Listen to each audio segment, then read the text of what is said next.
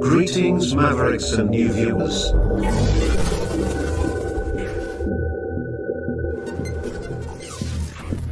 Tonight, direct and live from the Maverick News Network World Studios.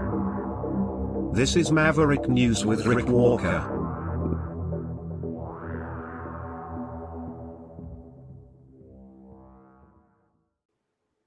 Welcome back, everyone, to the Maverick News channel. We have a heck of a program lined up for you tonight. Tonight's top stories, well, buckle up because the circus is in town and the clowns are running the show.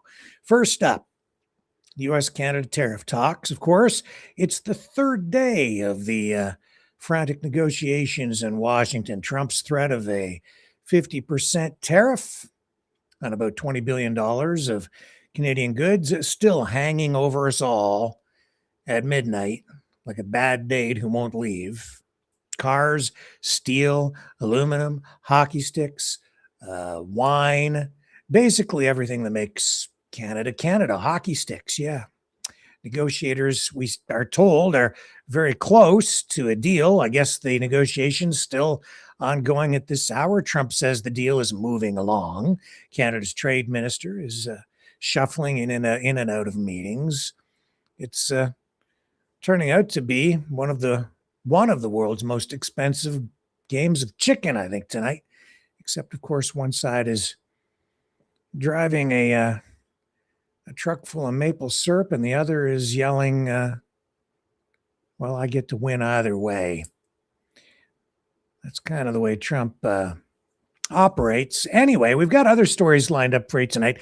We're going to be following that through the broadcast tonight. Special edition, Neuralink edition. One of the stories we're going to touch on is the status of Neuralink's new vision technology and telepathy technology. That's also going to tie into our Maverick Midnight Matinee tonight, which will feature a classic, and well, I don't know if it's a classic. I mean, it's a favorite for some. Sci-fi kind of oriented stuff, but also ties directly into the whole Neuralink sentient AI possibilities, consciousness. So we'll see where that goes. And if you are watching, to participate at that time in the Maverick Midnight Matinee, you'll have to jump off YouTube, go over to Rumble or one of our other social media broadcasting platforms, because we don't continue the Maverick Midnight Matinees on YouTube. But that'll come at the end of the news broadcast tonight. And also Trump screaming commie, commie, commies. It's become so common that it's become more of a brand, I think, at this point. I told you. He's they're going to be focusing on that word as they head into the midterm elections. So we're going to wrap up all the anti-communist rhetoric. So we have all of that, plus Pierre Poilievre's leadership still not looking good. He's in trouble, and J.D. Vance has weighed in on the whole conversation that could affect Poilievre's career. So stay with me. We have all that and a whole lot more coming up on the other side of this. We are the Mavericks. Welcome to the Matrix, baby. Hope you like the view.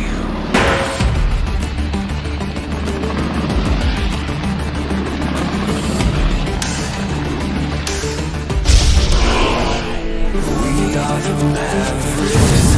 The world is watching.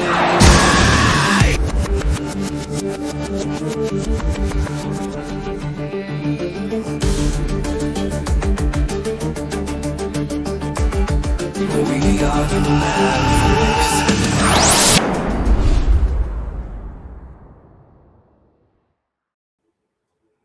It's a nasty business, this trade negotiation business.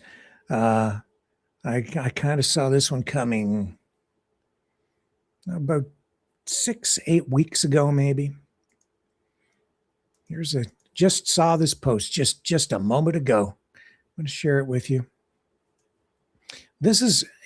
Nobody else is going to see this, but I think this ties into the 51st state rhetoric and Canada's relationship with First Nations. This talk right here, this reference, this is designed to drive a wedge in between the federal government, First Nations.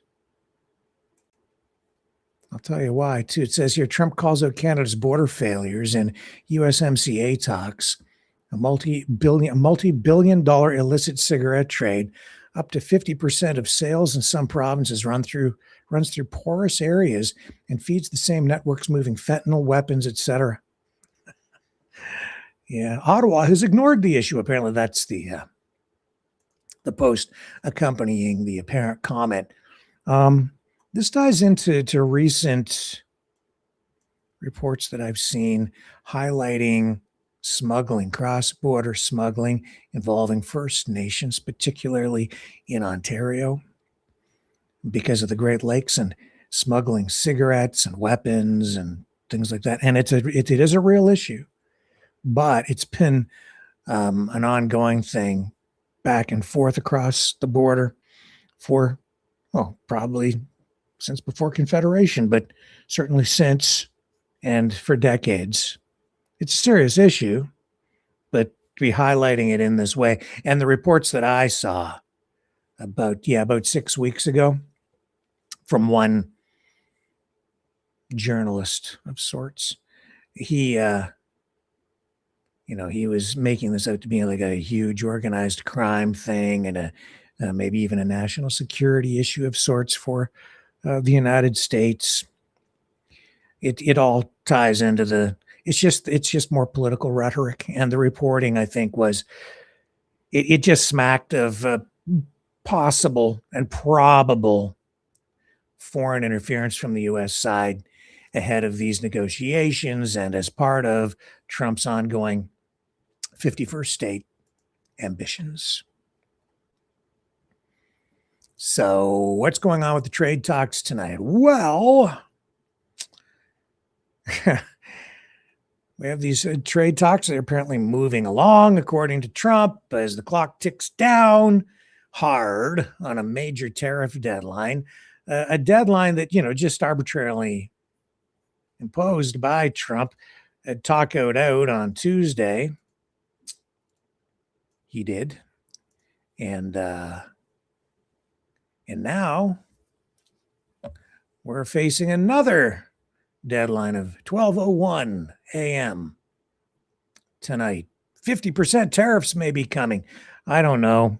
It's all very dramatic, isn't it? A huge roller coaster. Trump told reporters earlier today the negotiations are progressing and that his team has a good relationship with Canadian Prime Minister Carney.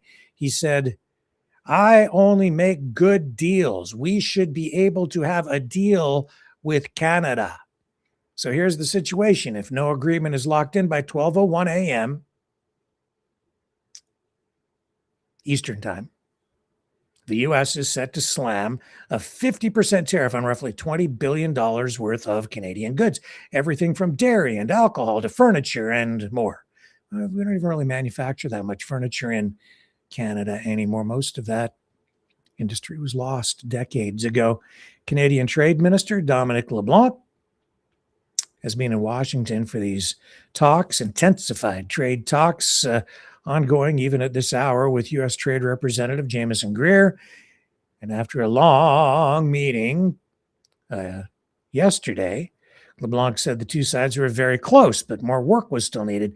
So they're back at it tonight, third straight day and now night of negotiations. And this whole thing stems from months of tariff back and forth jockeying, and Trump has already hit Canadian steel, aluminum. It autos hard. Canada hit back. Some provinces banned American booze, as you know. That gave the Canadian negotiators some leverage. Now both sides are scrambling to strike a deal that could ease some of those duties and reopen markets. And of course, it's going to go right down to the wire. It has to, because it's all about the optics. It's a big show. At least that's what it appears to be to me. Will they get it done before the midnight deadline? Stay tuned. The roller coaster ride, the drama, the suspense continues through the evening. Trump sounds optimistic. The Canadian side says they're close, but as of this hour, nothing is finalized. And if you are watching other networks, news broadcasts, all day long on the Canadian side, the pundits have been weighing in, the commentators, and everything I'm hearing is, well, this could be happening, that could be happening. Sources say, we don't really know. We don't have the deal. It could fall apart at the last minute, or it could be extended again. Maybe we'll get another pause on the tariffs. Who the heck knows? At the end of the day, I don't really personally think it matters if we hit the deadline tonight or not. I think the negotiators will try to do that, certainly on the Canadian side. But even if we don't, so, I mean, maybe the tariffs will come in, but they're not going to stick because a deal will be struck. And I am very confident of that. I've been saying for a long time that when Trump has been saying that the U.S. doesn't need Canada, he is full of crapola. We really do have leverage. We do have a lot that the United States wants. Oil being one, critical minerals being another, water being another. And we do have cross-border water agreements, water rights agreements with the U.S. in some places where it's very critical to the United States, communities on the other side of the border to, have secure access to water that flows from Canada across the border into the U.S. We have all of those resources, plus manufacturing does matter. What are you talking about? They don't care if we sell them. And oh, yes, it's not about what we sell to the United States. It's about what we buy from the United States. If that hasn't become very apparent to you, just from observing what's happened with the no Kuzma, no Buzma issue, right? The concerns about U.S. booze being removed from Canadian liquor store shelves in some provinces that are on Team Canada. Not every province is on Team Canada, apparently, but that has given Canada leverage. But it is not just booze. It's also automobiles. Well, no, they're much bigger than us, Rick, and it can't be. No, it matters to them. I actually told you this. Oh my gosh, it's got to be 2-3 months ago now. And I've got the stats to back it up. Canada is crucial, vital to the U.S. auto industry. Without Canada, they pretty much don't have an auto industry. Do you know why? Because they don't export that many cars from the United States anymore. They just don't. This is not the 1950s or the 1960s. In those days, the United States, the Ford, GM, Chrysler, American Motors, those companies dominated, baby. The big three, Ford, GM, Chrysler in particular. So you go back to the 50s and 60s, and it was a whole different story. They had like 95% of the U.S. domestic auto market, focused very much on that. They never really became terribly serious for a long time about exporting vehicles, but even then they did. They were very dominant. You go back to the dawn of the auto industry and creation of the auto industry. And yeah, it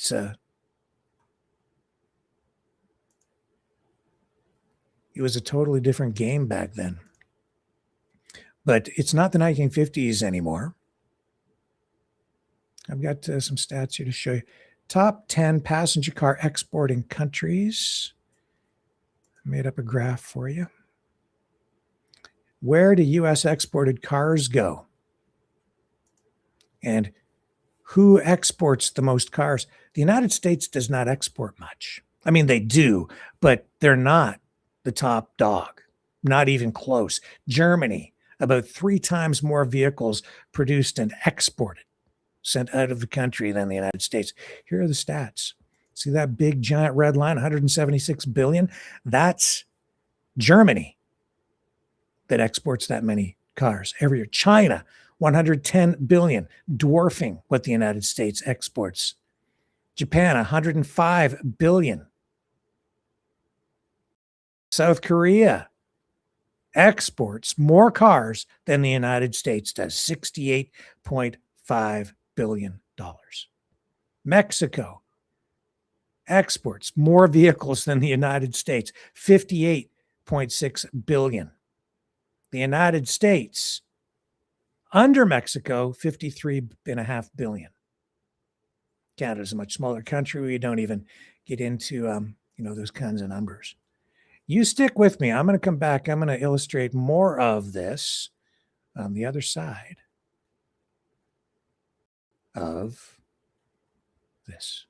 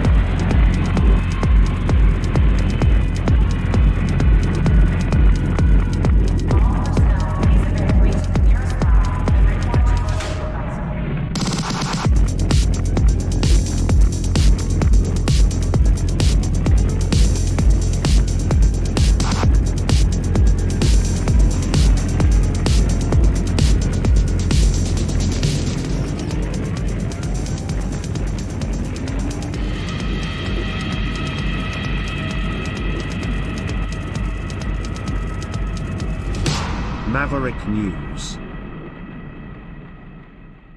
The world is watching. We're still keeping a close eye to see if there's any breaking news on the tariff talks. So we'll keep you updated there, but we'll give you a little more background on this. And this is why Canada really does have leverage. A lot of concerns tonight that maybe Mark Carney has not been firm enough. You saw that from Wab Canoe, others weighing in. And, that's a tough job being the prime minister or the president, honestly, because you're a punching bag for a lot of people. The target for criticism, of course, comes with the territory. But nevertheless, Canada does have leverage. It's not just about how the United States is not the world's major it's just, I think, what other countries are sort of in that league with the United States? I got some notes up here. Okay, so the United States, I think it's like Czech Republic produces about as many cars for export as the U.S. You have, let me just double check these stats.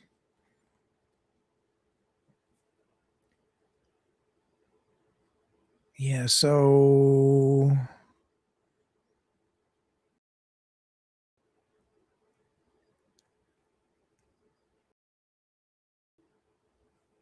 now the U.S. does produce a lot of vehicles, like second largest vehicle producer in the world, but after China, but they don't export nearly as many as other countries do.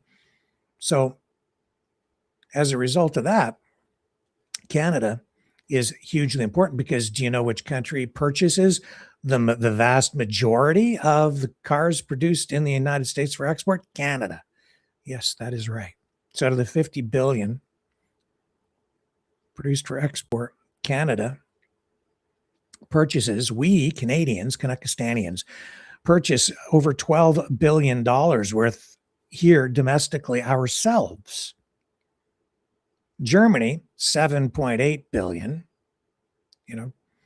just a little more than half of what Canada purchases. Mexico only buys 3.96 billion. So you want to talk about a trade deficit? The U.S. has a massive trade deficit with Mexico when it comes to vehicles. If you're looking at value for consumers, that might not be an issue. If you're looking at it through the economic lens of Trumpianism or Trumponomics, then you're looking at it through in a totally different way. But the UAE, 3 billion, China, about 2.27 billion. And then other countries, all the other countries combined out there make up the rest. But Canada, 12 billion. So what would happen if this whole thing fell apart and then Canada just said, that's it, then fine, screw it. No more vehicles from the United States to be sold in Canada. Just block the border. You don't want to deal with this. You say you don't need us. Shut it all down. That would take like a huge chunk out of U.S. auto production. It would throw everything into a tizzy. The supply chains would be completely disrupted. Canada, the United States, completely integrated, working together since the beginning of the auto industry, building it up together, parts flowing back and forth across the border to supply assembly facilities on both sides. You just cut that off. The U.S. auto industry completely disrupted, everything thrown into massive chaos, disarray.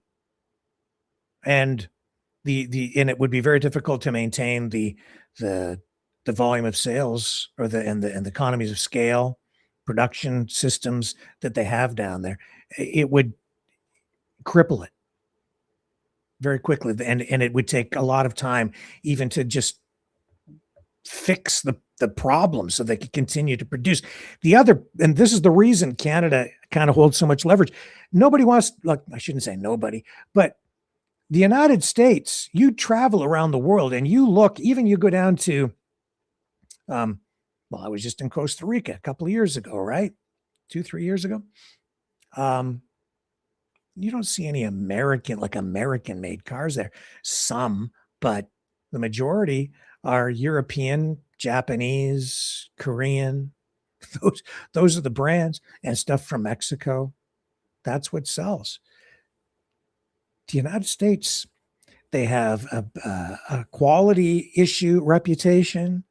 The models don't really sell in other countries. They're not in demand. So you go to Europe, Trump's complained about it. These countries, they don't buy any American automobiles.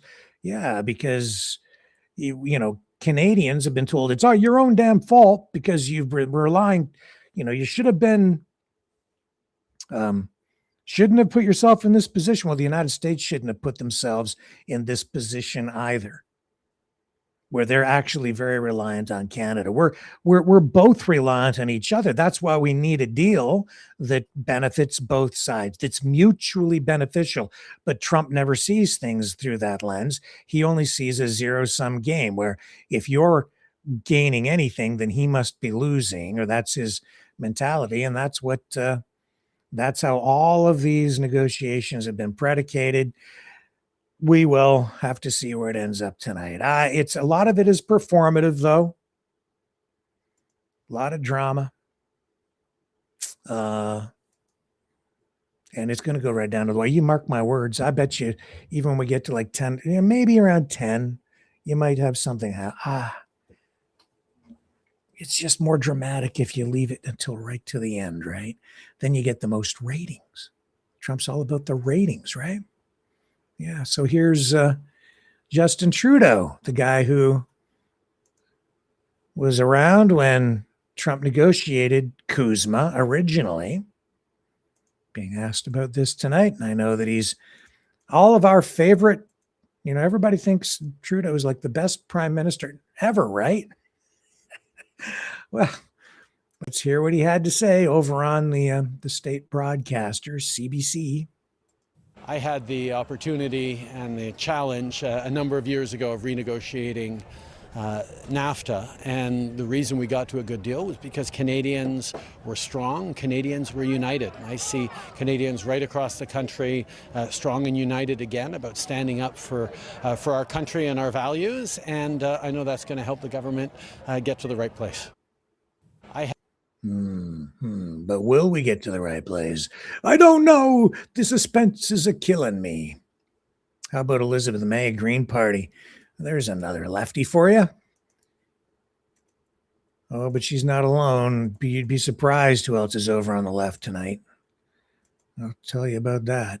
Here's Elizabeth May, Canadian Green Party.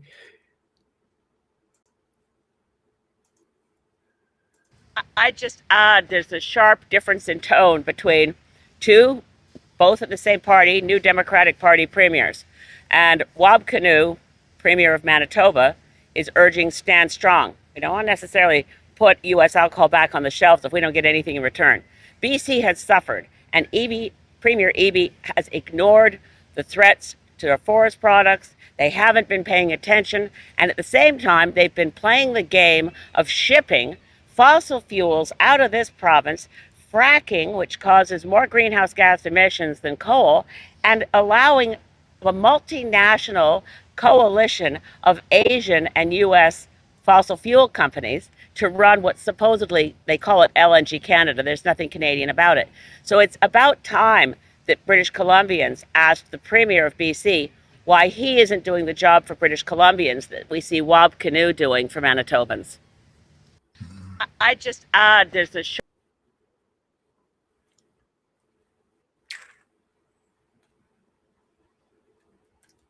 Everybody's weighing in. Everybody's saying this and that and blah, blah, blah. But I don't think anybody really knows. We're not going to know until we know. But it's nice to, the suspense is suspenseful, and it's building ratings. You're all here watching this. I'm here talking about it. So I guess we're falling into the trap too, but you almost have to, because it is the dominant story tonight, the tariffs. But the thing about Trump is, I think when it comes to economics, he's kind of a wackadoodle. He he says he's on the side of farmers, ranchers. I don't get it. Here he is again tonight, making an exception to tariffs on incoming imported beef. He says they want to get beef prices down. Fair enough. So how's he going to do it? He has made an exception tonight. And how much was it? 300,000 pounds or something of ground beef being imported into the United States that will not be tariffed above what quota. So they're allowed to bring in so much, import so much, I guess tariff-free or low tariffs. And then there's a tariff penalty above a certain amount that comes in to the United States. So he's going to allow a massive additional shipment of ground beef to come in to the United States. And he says that'll get the beef prices down. Yes, it will, because more supply forces price down. More supply, same amount of demand or more, it results in lower prices.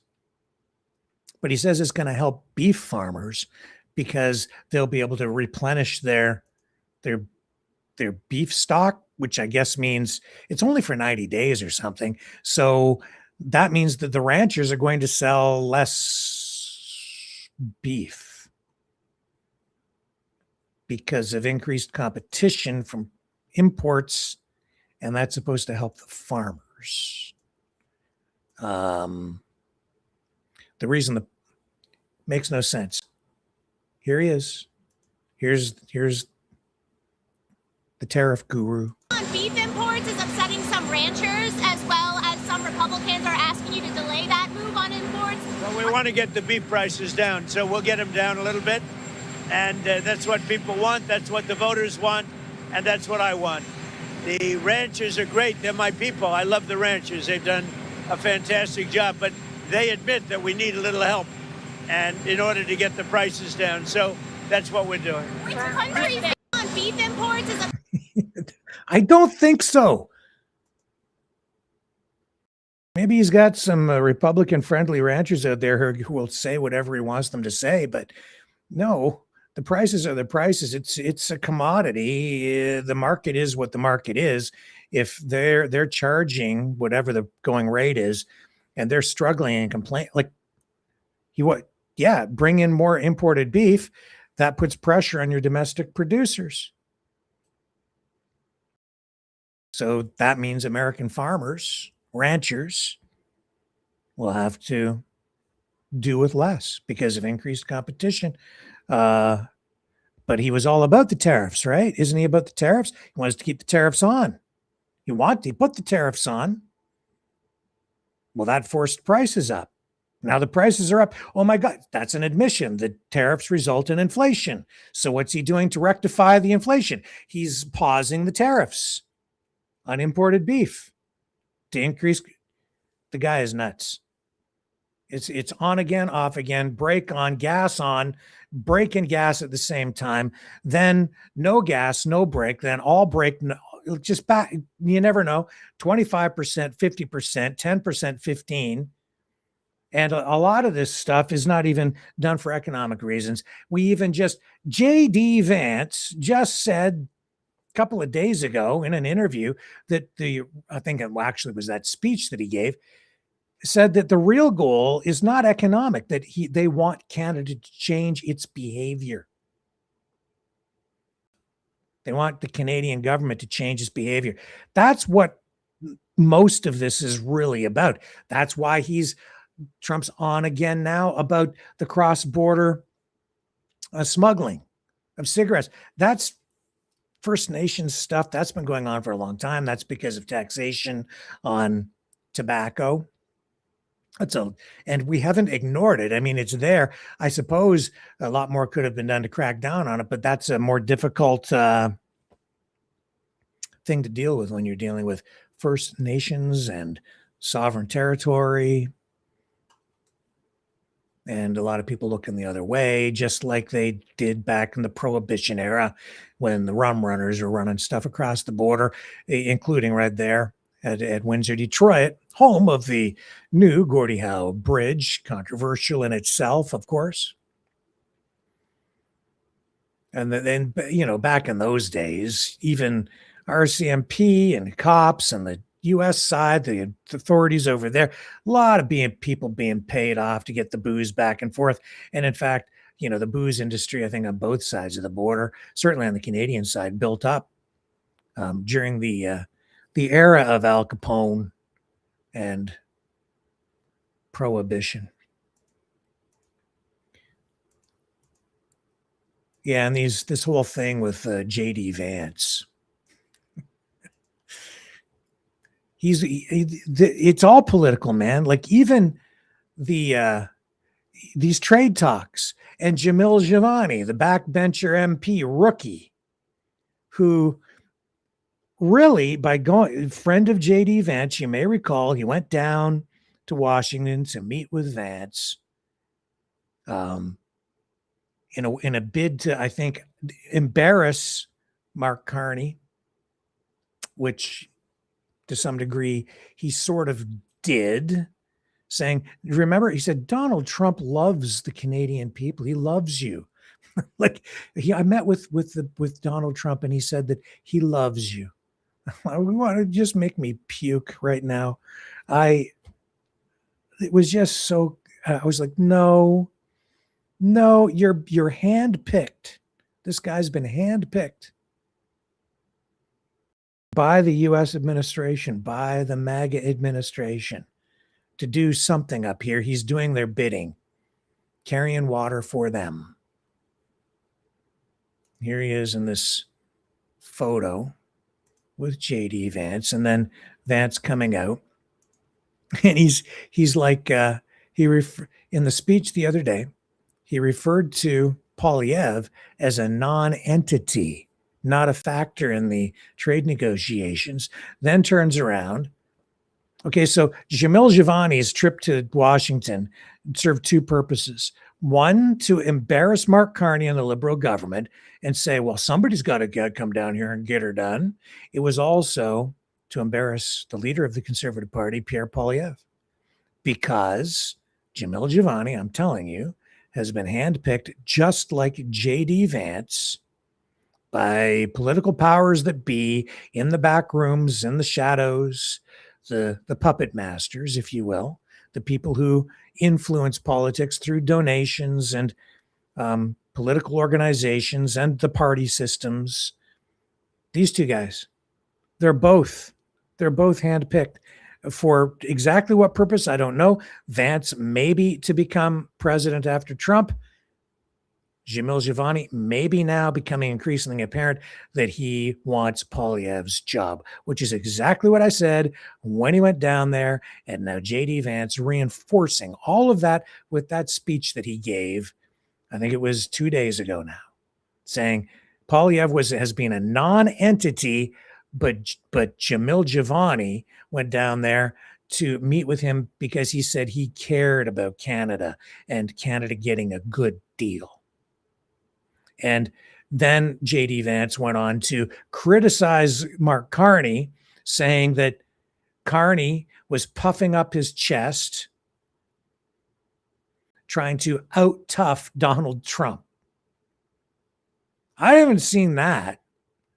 I've seen a very professional, measured approach, not negotiating in public, not saying a whole heck of a lot, a couple of jabs taken at Trump near the end as the negotiations were getting into this final leg this week, minor things. But I did not see at any time from Mark Carney any kind of bombastic, arrogant, tough guy act at all. He's been very, very careful about everything that he has been saying. I've been illustrating that for you, saying he can't really criticize Trump. He's been leaving that to Doug Ford, Premier of Ontario, and Wab Kinew now, the point man, on saying nasty things about Trump because they can get away with it. They can take the booze off the shelves on the Canadian side to get Canada some leverage. Carney can't really do stuff like that. The federal government can't take those kinds of punitive actions because then they will be blamed sitting at the table and will be held personally responsible for the unfair, nasty, retaliatory tariffs. That's not fair for Canada to defend itself. They have plausible deniability. It wasn't us. It's the provinces. We'll go back and ask them, they say, if they'll put the booze back on the shelves. I'm pretty sure we can get them to do it, but it's a tough thing for us. We're not responsible. We have to go back and consult with them. And then it becomes a big show yesterday, right? Wab Kinew saying, well, maybe we should, but I don't really want to. And you can't get a good deal with a bad person. Which is true. Everything he said was true. And it was absolutely true when he said that a lot of this is going on because Trump wants to keep changing the channel because he's being handed L's, losses. He's a big loser. It's becoming more and more apparent. He's looking for a win. And so every time he gets another loss, he changes the channel so that you don't look at right now the war in Iran, which has turned sour.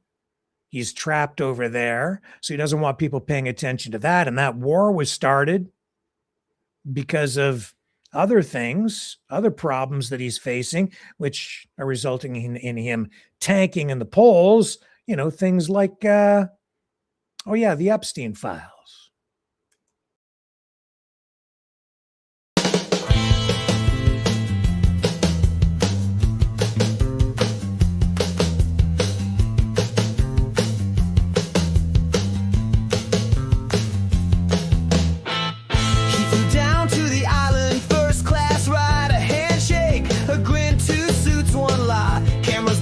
They both look clean, but the guest list redacted, if you know what I mean.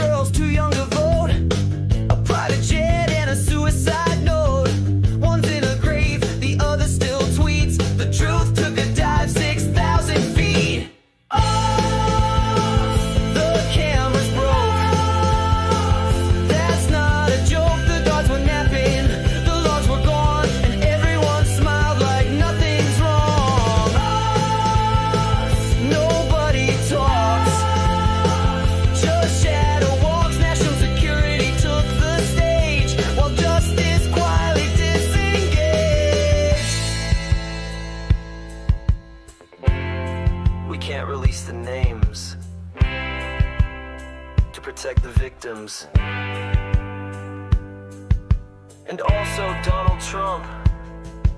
Coincidence? Just dumb luck. Right?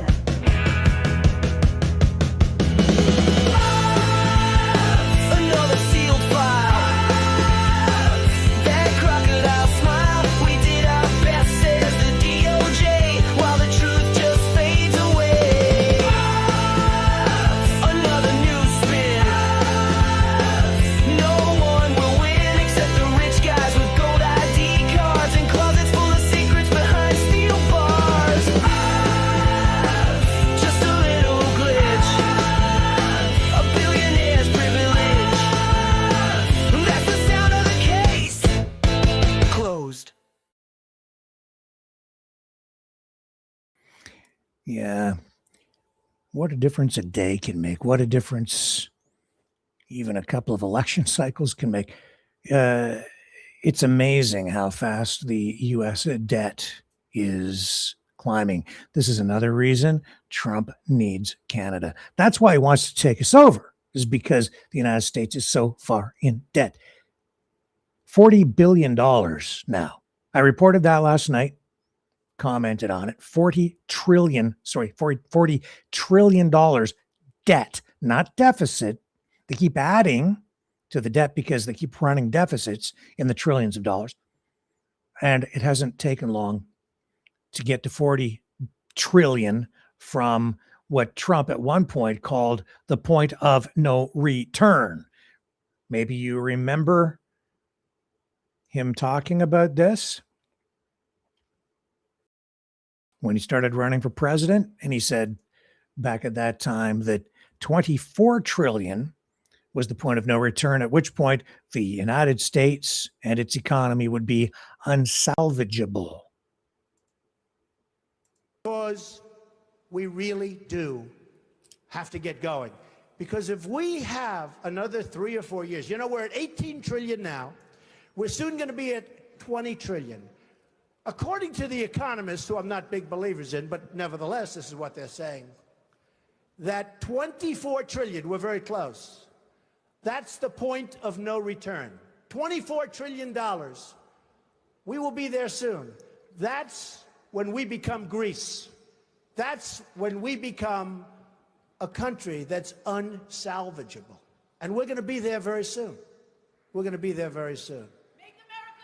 Because way past it. 40 trillion. $40 trillion. Why? Military spending, mostly. It's expensive to run the world. And Trump has said that, right? He said, I can do whatever I want. I'm basically running the world. He has said that. I'm paraphrasing a little bit, but that's really what he has said. And in order to maintain your grip on the world, you need a massive military. He's pulling back. That's even worse, because you're not going to be able to pay off your debt if you become less than the dominant country in the world. If you contract inward, you no longer have the world reserve currency. I'm just saying this is the reason he's taking these expansionist measures. See, military spending costs a lot of money to build those weapons, especially today, because they're all so high tech. The U.S. military losing a lot of ground to, much cheaper weapons that make the highest tech weapons vulnerable. Now he wants to build the Golden Dome, and I think they're looking at putting that into production as early as, I think it's a year and a half from now, starting to build that thing out. That's huge expenditure. But just like Germany heading into World War II, after building up its military with deficit financing, which was done covertly so that other countries couldn't see that they were violating the restrictions that were placed on Germany after World War II. That kind of spending is not economically productive. Weapons have basically one purpose: defense and and the only thing you can really use them for is to blow stuff up and kill people. That's what they do. So if you have built your entire economy, or like the bulk of your economy, with military spending, which is what the military industrial complex has done largely for the United States, that drives, it's a major economic driver for the US, maybe the biggest, because so much is spent every minute of every day on it. At some point, you need some payback on the investment. Military spending doesn't pay back. Unless, of course, you go and take over other countries and use your might that way, or you use the military strength to exert pressure on other countries to give you what you want, whether it's to just take stuff or get them to give you a better deal. This is why, that's one of the reasons Germany launched the Second World War. At least that's a solid argument for it. And I see exactly those same things happening right now. The United States deep in debt. And one of the things that's driving this march toward a one world government, this certainly not so much a one world government, I guess, in real terms, but well, it could be, is where we could end up quite easily, but carving the world up into spheres of dominance, Trump wanting to take over, everything from Greenland to Central America, Panama, and everything, maybe even south of that, make it all American, make everything stars and stripes, as you've seen. That's because if he can do that, then all the wealth from all of those other countries, including like Canada, are you kidding me? The wealth that he could extract from Canada to pay off that debt, that's the expansionism, while at the same time claiming that he's contracting. So 18 trillion is what he was at when he was making that speech some years ago. I'm not sure what year that was. So you're going back probably to like 20, just in the campaign, first time around. So 18 trillion. Now we're more than double that. And he was saying 24 trillion was the point of no return, unsalvageable. Now they're at $40 trillion. And you wonder why he's so focused on oil. Maybe you're not wondering, but a lot of people are like, well, why is he doing all this? He's such a good guy. Yeah, Natalie Harp seems to think he's a really good guy. The letters from her circulating, I don't know how they're getting these things, but leaked out. Here's one of the gushiest and the I think the most embarrassing for the Trumpster. Shall we read Natalie's, well, should I call it a love letter? Well, she certainly loves the guy.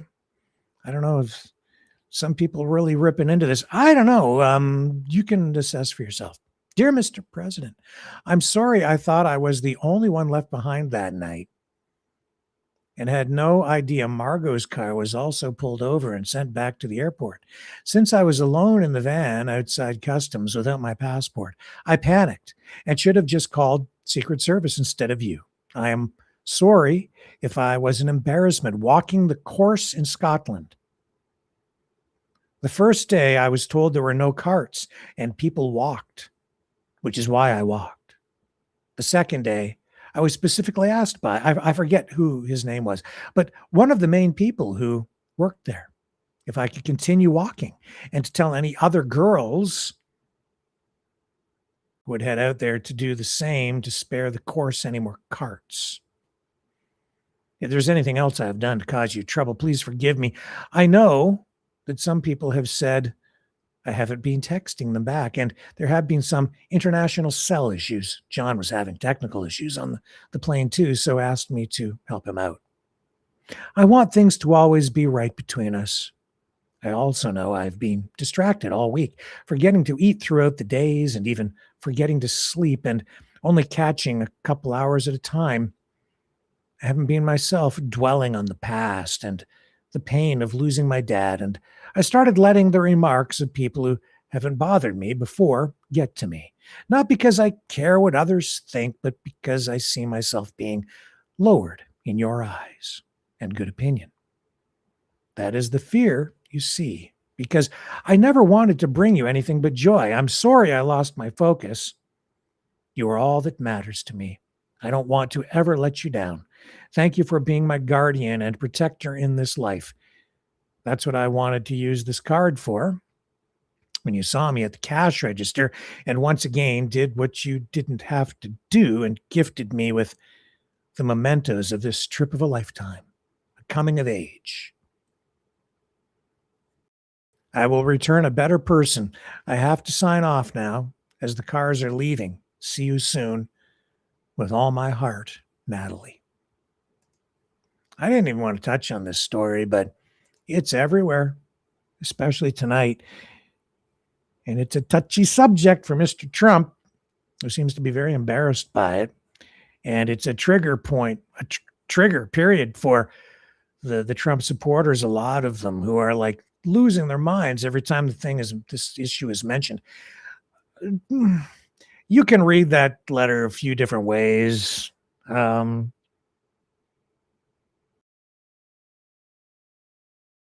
It goes beyond business, though, doesn't it? Certainly does. It's very personal. I don't know. What are you guys thinking about that in the chat? Vicky, what's that? Pro-immune. Yes, now I will require a barf bag. And Ian Dragon, he's got the green emergency light flashing in the chat.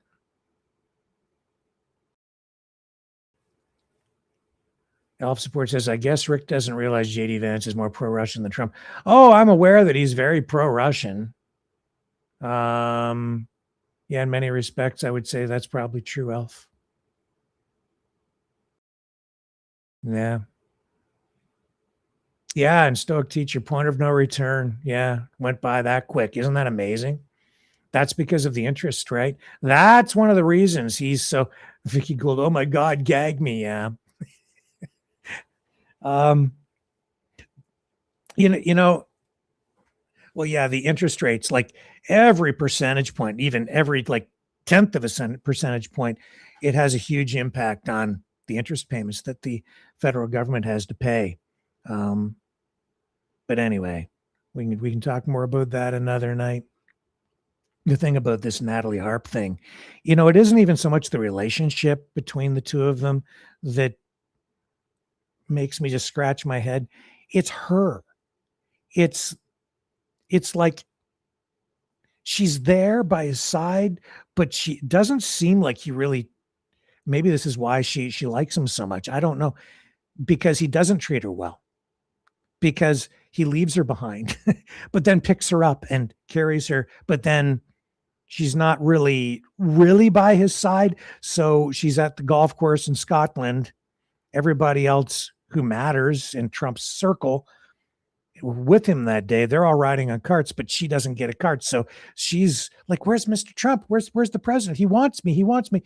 Somebody tells her, no, people are just walking the course. You have to walk. Oh, okay, well, I'll walk. But, and I think she was being singled out because she was seen scurrying all over the course, trying to keep up with the golf carts. And so she's like, I'm over here. I can picture it in my mind, what she must have been going through. And it's awful because she would be in this like frenzied state thinking that she has to catch up. She has to be with the president. She has to be by his side, but she can't because she has to walk. And then she embarrasses him because she's trying to do the right thing, but she can't, and not living up to his expectations. And it's because she's trying too hard. Why is she trying too hard? You have to decide for yourself why. But if you're so determined to just keep yourself joined at the hip that you're going to climb into the trunk, I'm kind of like, you have to have some self-respect, okay, Natalie? Like, just maybe try this. Demand a vehicle. Say, look, I'm the president's personal assistant. Get me a damn car and get it now.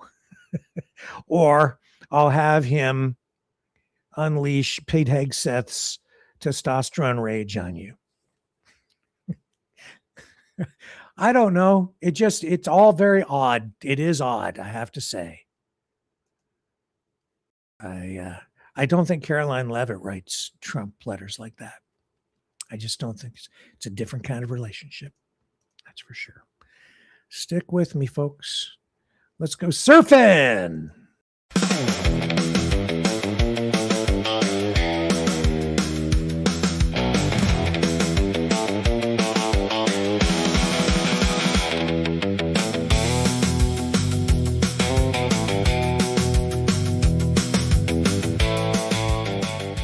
Maverick News.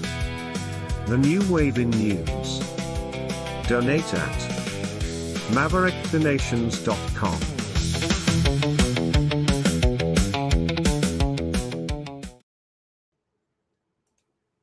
Still status quo, still getting closer to the deadline. What's going to be 50% tariffs on the destruction, the death of Canada as the death tariffs take effect at 12:01 a.m. Or will something happen at the last minute to save our Kanakistanian butts? Who the heck knows? Only one man, the Orange Man, the man of the White House, who's probably up right now with Natalie, truthing on Truth Social. Let's do the Truth Social score. We haven't even done that in a while. Man, we are off our game.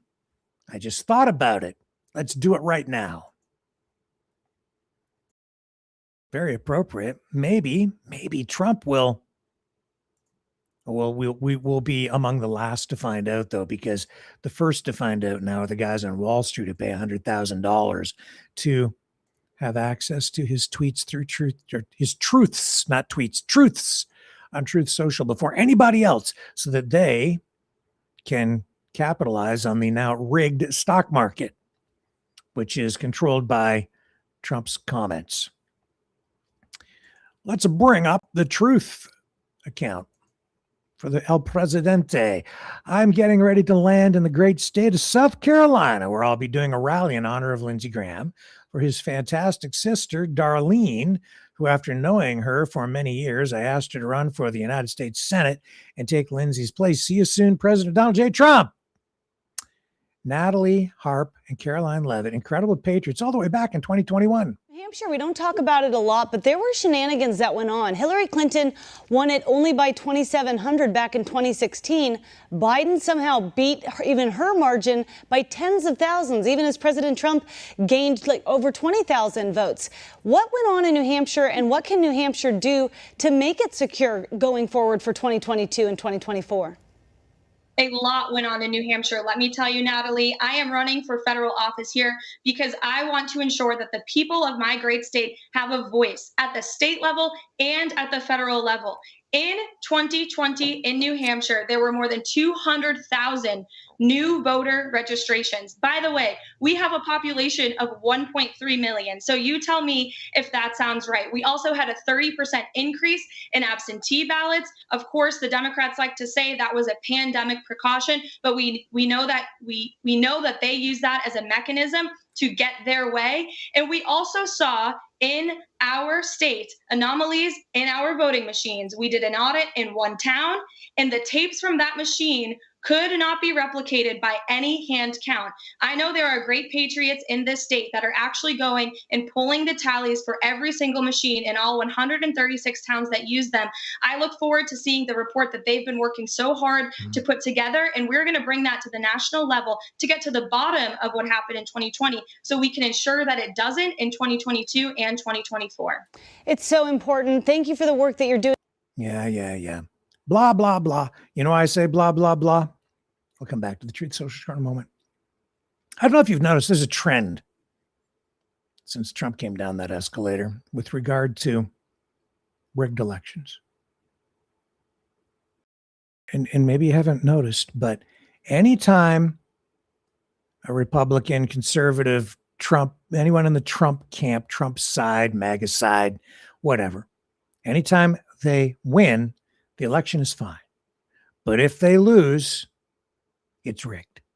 Mike Lindell, just recently, he lost his bid, right, to become a full-fledged politician. And he came out and instantly said it was all rigged, that they cheated. That's the standard. That's just the standard play now. Democrats do it too, but this since Trump, even 1.0 came in, just off the charts. Remember, even, during his campaign, the first campaign for him to become president, and people were concerned about it, and he was asked about it during the campaign multiple times. Will you accept the results of the election? And he wouldn't really give a straight answer. Well, maybe, if it's fair, right? And then he won, surprising a lot of people. See, at least, although maybe that was all theater too. Who the hell knows? But yeah, if he loses, it's rigged. If he wins, it's all cool. And that's and all the people around him. I've seen the same thing going on up here in Canada, which never used to see that up here in Canada. Not like this. Even in mayoral races where you see Trump fans who have turned to politics and running off. I've seen it. They lose, and then they're like, they lose like badly, right? We're pulling in like 2% of the vote or something. They're like, it's all rigged. I really got a lot more than that. I probably won. It's a load of crap. Oh, boy. Oh, you see, and Truth Social, they're definitely following what you're about. You see that right there? Volkswagen Golf 1.8 Turbo Power Flex. You know what those things are? And I'll tell you why they're there. Because I was rebuilding the front end of that Volkswagen with your support, by the way. Thank you very much for those of you who helped me out a bit with that. So you helped me cover some of the cost of fixing up the Mav mobile. But the top struts needed, the aftermarket struts don't fit quite the same way as the originals. So you need to put bushings in there. But I didn't buy the bushings. I was looking at bushings, but because I'm such an economizer and living in poverty, because I sit here talking with you guys every night instead of actually going out to make money to pay bills, I'm living in poverty. So I made my own. I used an old hot rod trick and made some out of boat rollers. Maybe I'll show you, shoot some video and show you what I've done to get the old Mav mobile back on the road and rolling again. What else we got going on here? Okay. Fed's human smuggling profits drop significantly, cuts illegal immigration. Everything's exaggerated with him, though, so take all of it with a grain of salt whenever he's throwing out any kind of numbers. Exclusive, fentanyl deaths plunge 22% as Trump White House touts crackdown on deadly. Yeah, that's Fox News. That's now the state broadcaster. On the U.S. side, went from being an opposition to now being the primary messaging platform for MAGA and Trump and OAN, too. Anyway, what else we got going on? Bloomberg, U.S. business activity expands at fastest pace since 2022. What's that about? U.S. business activity grew at its fastest pace in more than 4 years. Stronger demand and a rosier outlook fueled a wave of hiring. Except that we know we lost jobs, government's own stats last month, 23,000, and it was about 100,000 job shortfall overall compared to what they were hoping they would get, because they were hoping to get 800,000 new jobs. Sorry, 80,000 new jobs. So you're about 100,000 short. Also, what was it he was going on about the other day? Yesterday, I think.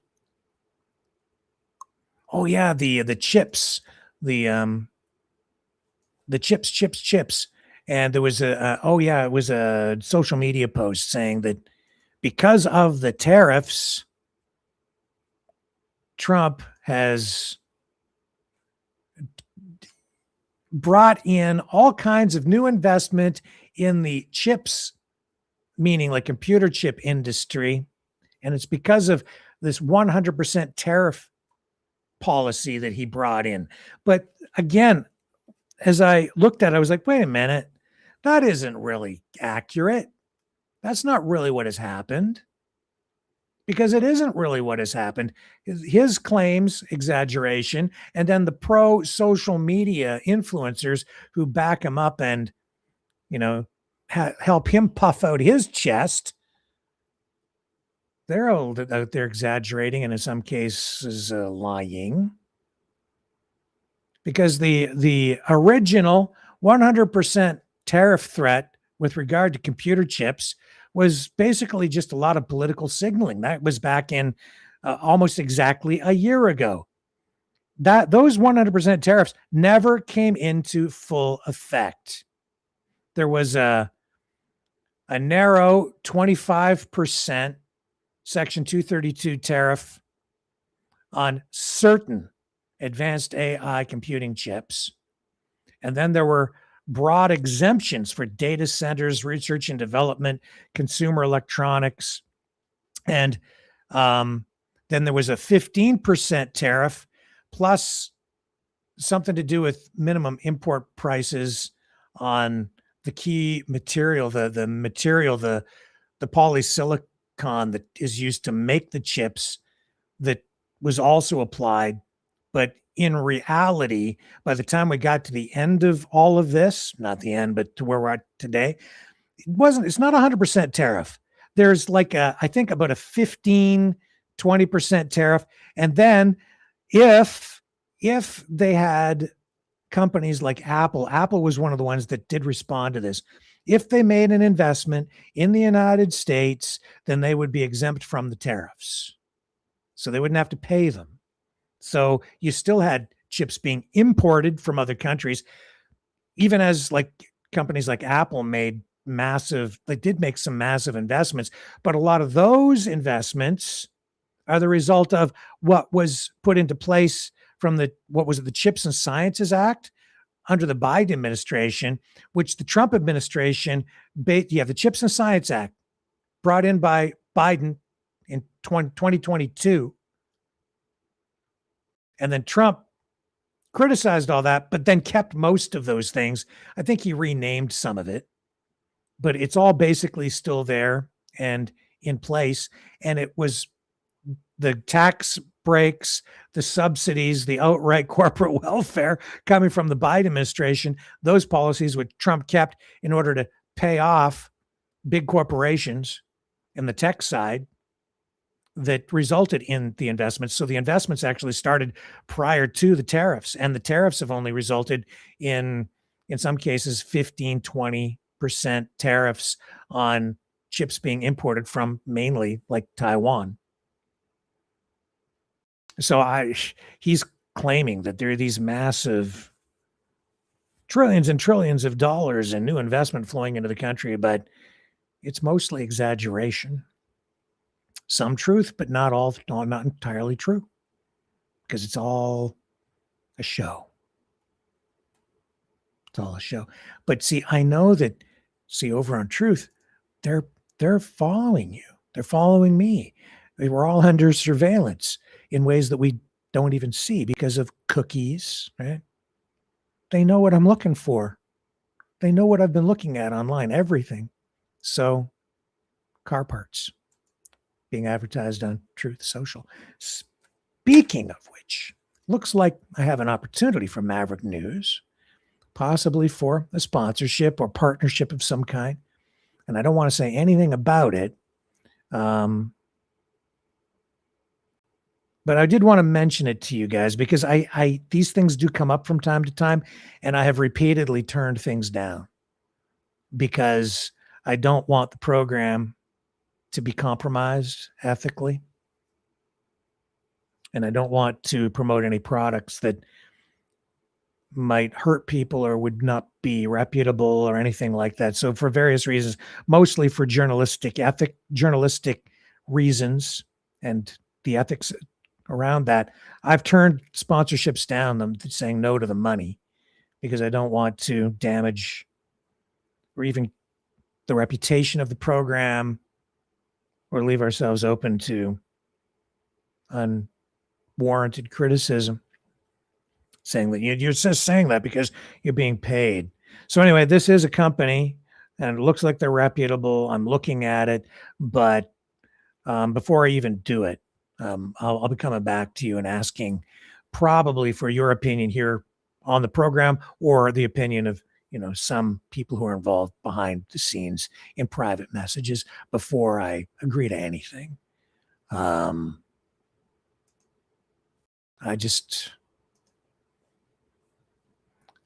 Anytime you start doing this stuff, it makes me uncomfortable. So I'm always going to be careful about it. Anyway, that's where we're at tonight. Death tariffs coming up 12:01 a.m. Anything new on the tariff front? Yeah, let me just check in. Do we have a deal? Is it a deal or no deal? How about we just deal a meal? Where's Richard Simmons when you need him? Doesn't look like there's anything new yet. Negotiations still ongoing. Death tariffs at 12:01 a.m. And there is plenty of death going around tonight, unfortunately, tragically, horrifically. More death in Ukraine as Russia launches a new wave of attacks. And once again, I can't believe this. What's Russia bombing in Ukraine tonight? What did they rush? This is just a few hours ago. A big shopping mall. Drone strike.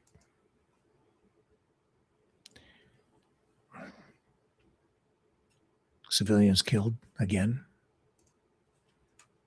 Too much death, period. At least 2 people killed there as a result of that. Dozens of others injured as a result of it all. Jason Kenney, former premier of Alberta, commenting on the trade talks. I heard my former colleague Lisa Raitt saying this is really unhelpful. To be honest, if the Americans are hearing anger about concessions and a desire to double down and fight, well, they're understanding where Canadians are. And I think it's helpful perhaps sometimes to have some good cop, bad cop. You've got the representatives of the government of Canada, and Canada has only one voice. It's the government of Canada down there trying to find an acceptable agreement. I don't think everybody should just shut up and send a message of unqualified, kind of submission. I think that what the Premier of Manitoba is doing is demonstrating that, the Americans, the Trump administration were the aggressors. They were the provocateurs. We've been responding pretty reasonably. And by the way, I think his call for Canadians to continue a voluntary boycott of certain U.S. products is entirely reasonable given how we've been treated. Good cop, bad cop. I keep saying that. I keep saying Carney can't say anything too harsh. The guy sitting at the table can't come out and really say anything nasty about Trump because that would just be the end of everything. So they have to be the good cops. And then you have the bad cops. The bad cops being Canadian consumers who are saying, screw you, we're not going to buy your liquor anymore. Doug Ford, prior to that, with his comments about we can shut the whole U.S. economy down. We can turn out the lights by cutting off the power. Or now Wab Kinew and his comments about Trump and even his imitation of Trump, which really caught some people by surprise yesterday. Yeah, good cop, bad cop. See, so I say it here, it comes out over there. Oh, but a lot of people don't like Kenny because he says way too much blah, blah, blah.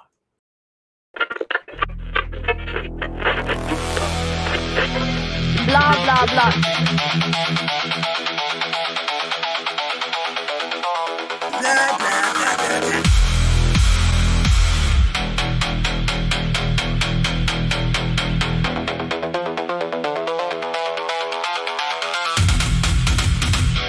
Blah, blah, blah.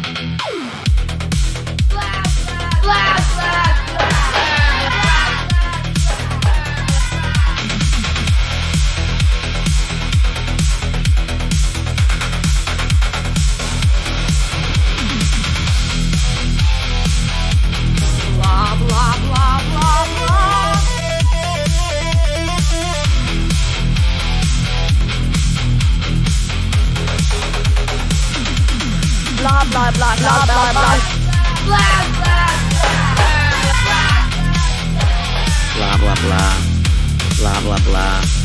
Blah, blah, blah. Blah, blah, blah.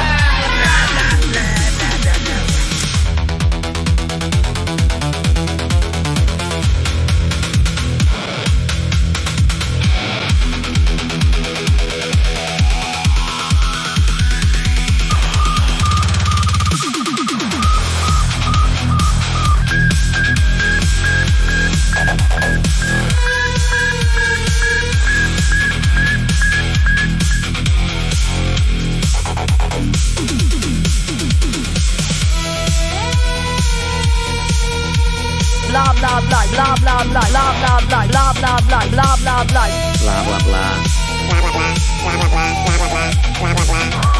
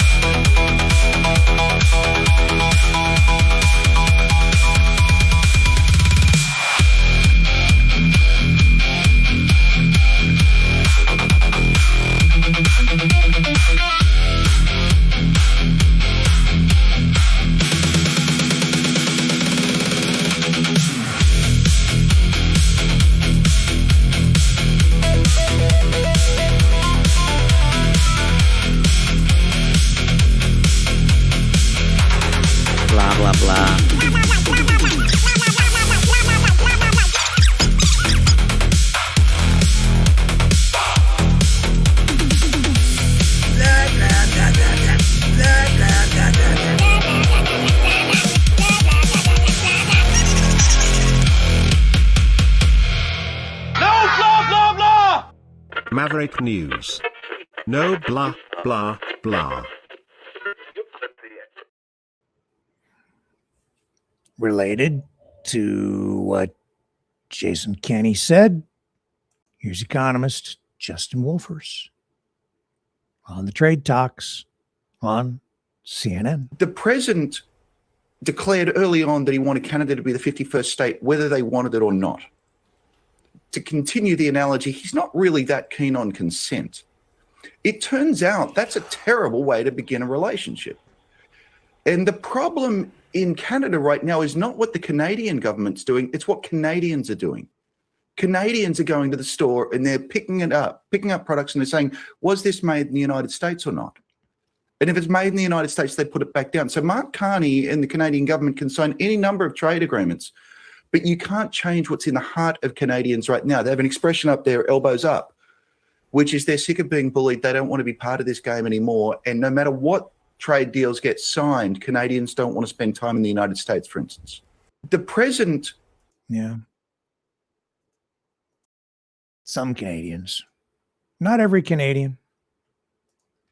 Some people don't care. Some people do. I care. I hope you care.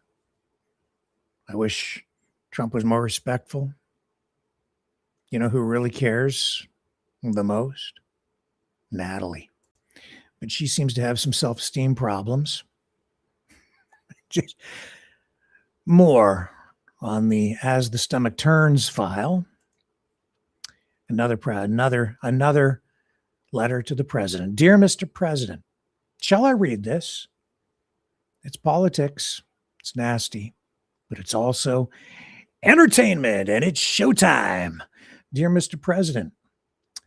Now, this is the note I wanted to write, but the apology needed to come first. She's constantly apologizing, this girl. I have learned so much about myself on this trip. I always knew coming home to my roots would be enlightening, but I had no idea how much. For the first time, and I don't know how long, you forced me to unplug. We could be out on the course with no machines and even forget what time it was! Exclamation point. I didn't have to be human printer. Oh my God.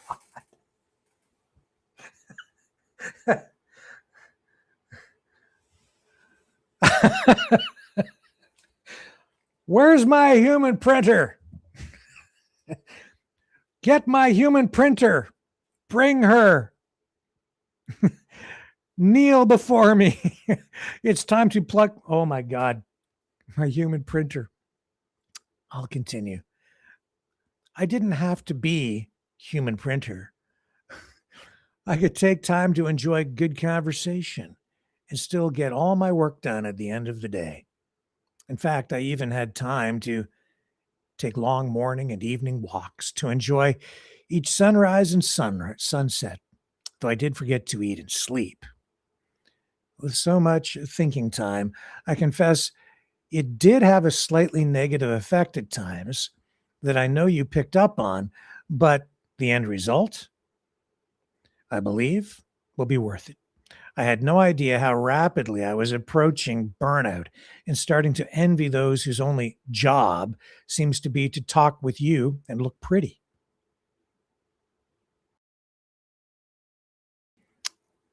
Well, maybe that's what the reference to all the other girls was in the other letter.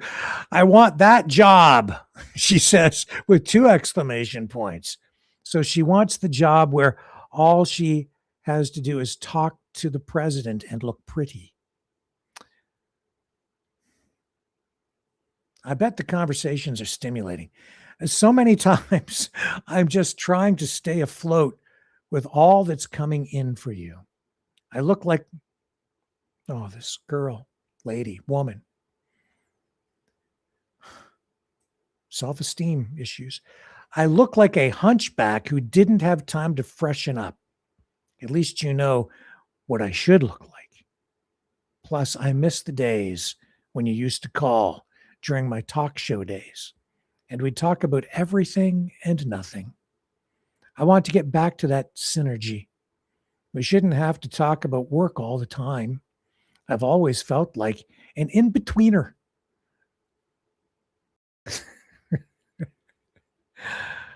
An in-betweener.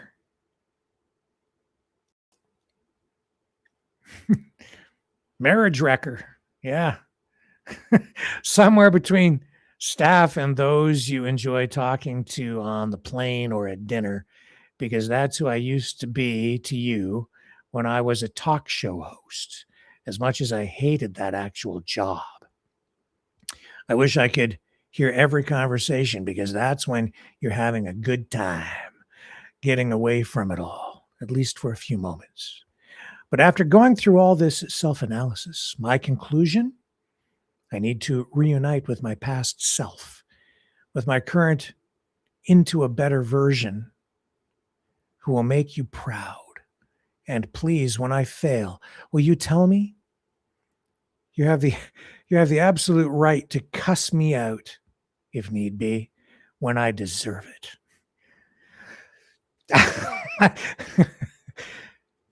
Why does Wuthering Heights come to mind? Because no one knows or cares about me more. Thank you for always being there for me. I'll never forget when you made that promise to me after losing my dad, and I know how happy he is right now that I did get to go to Scotland and Ireland, as he always wanted for me, to modify a classic. I could have parted with you to anyone less worthy, and I will add, it is I who is unworthy. Always, Natalie. P.S. My hands looked worse in Scotland and Ireland because the cold turns the old scars purple. Still on the road to recovery.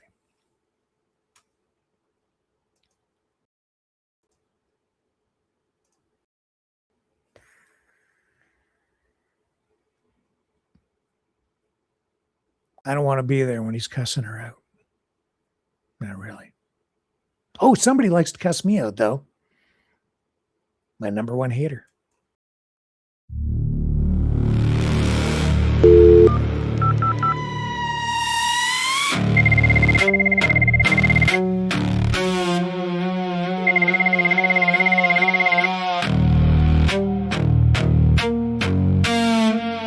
Next message. Shame on you, Rick Walker. Shame on you, you of all people.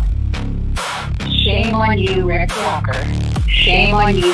Shame on you, Rick Walker. Shame on you. Shame on you. Shame on you. Shame on you. Shame on you. Shame on you. Shame on you. Shame on you. The number you have reached is not in service. And this certainly has to be the most historic telephone call ever made. I'm absolutely disgusted what you did on Saturday night. You're a liberal piece of shit. Shame on you. Shame on you. You're a disgusting individual. Hello? Just remember, Rick, you're the one that did something to the ostrich farm. You never got off your ass when I was there. And as you talk to us for one priceless moment in the whole history of man, all the people on this earth are truly one. The taboo man that you are. 362015. You're a liberal piece of shit. This is a record. I don't know. Your show is absolutely disgusting. You should get some help because you have really severe TDS as well. I don't know what's wrong with you. You have really severe TDS. For every American, this has to be the proudest day of our lives. Your show is strictly war and Trump. Weaponry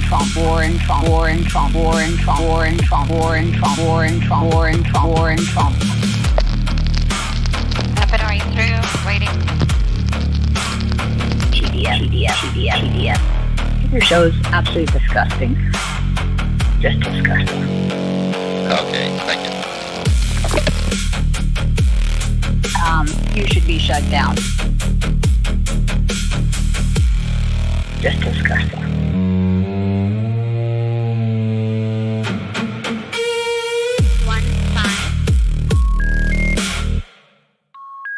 The number you have reached is not in service. This is a recording.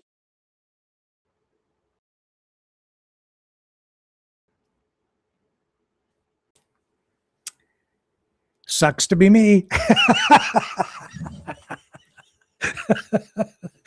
Just yeah.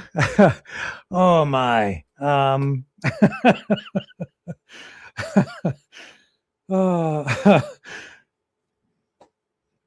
Triggered or what? Oh my God. Trust me, that's just one of many messages. Oh.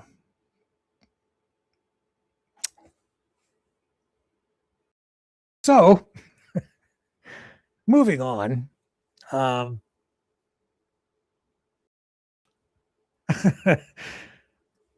I should mention that probably should have done this off the beginning of the program or save it to the end, but no, can't do that tonight. Maureen phoned and wanted me to say hi to everybody. And as you know, Maureen in the chat, one of our Maverick family, and is in the hospital because she had a heart attack.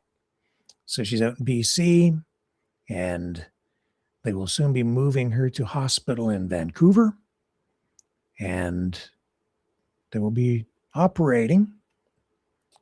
And it's not clear yet exactly what they'll be doing. So just have to say my thoughts are with Maureen. I'm sure that yours are as well tonight. We all wish her well and a speedy recovery. And, she was in pretty good spirits today. But of course, I mean, it's a very scary thing, right? Heart attack.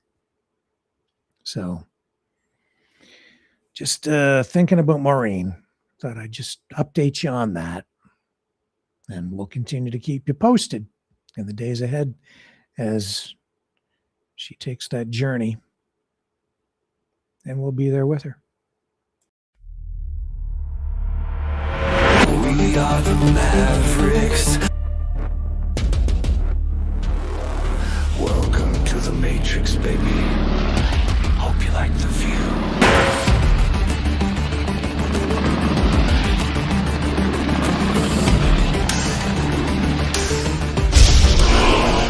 We are the Mavericks. We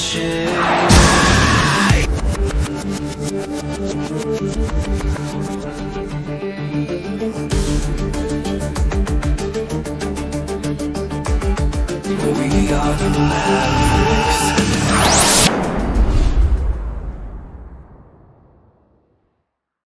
All right.